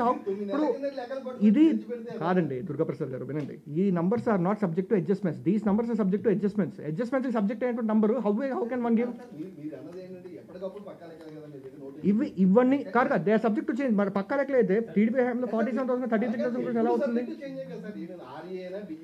ఇవి they are not subject to change, ఇవి దే ఆర్ నాట్, బట్ ఇది దే ఆర్. మిడ్ ఇయర్లో they are subject to change. Change okay, ఇంక మీ ఎవరికైనా క్వశ్చన్స్ ఉన్నాయా? బిఈ మారుతాయి, ఆర్ఈ మారుతాయి, అకౌంట్స్ మారుతాయి. అకౌంట్స్ ఎందుకు మారుతాయి? అకౌంట్స్ ఎందుకు మారుతాయి? అకౌంట్స్కి ఎందుకు మారిపోతుంది? ఇవన్నీ అకౌంట్స్, ఇవి ఫస్ట్ చూసిన అకౌంట్స్ ఇవి. అకౌంట్స్ మారుతాయి కదా.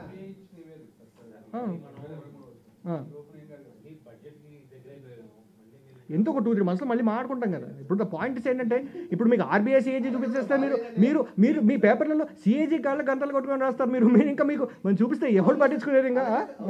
ఇప్పుడు మీరు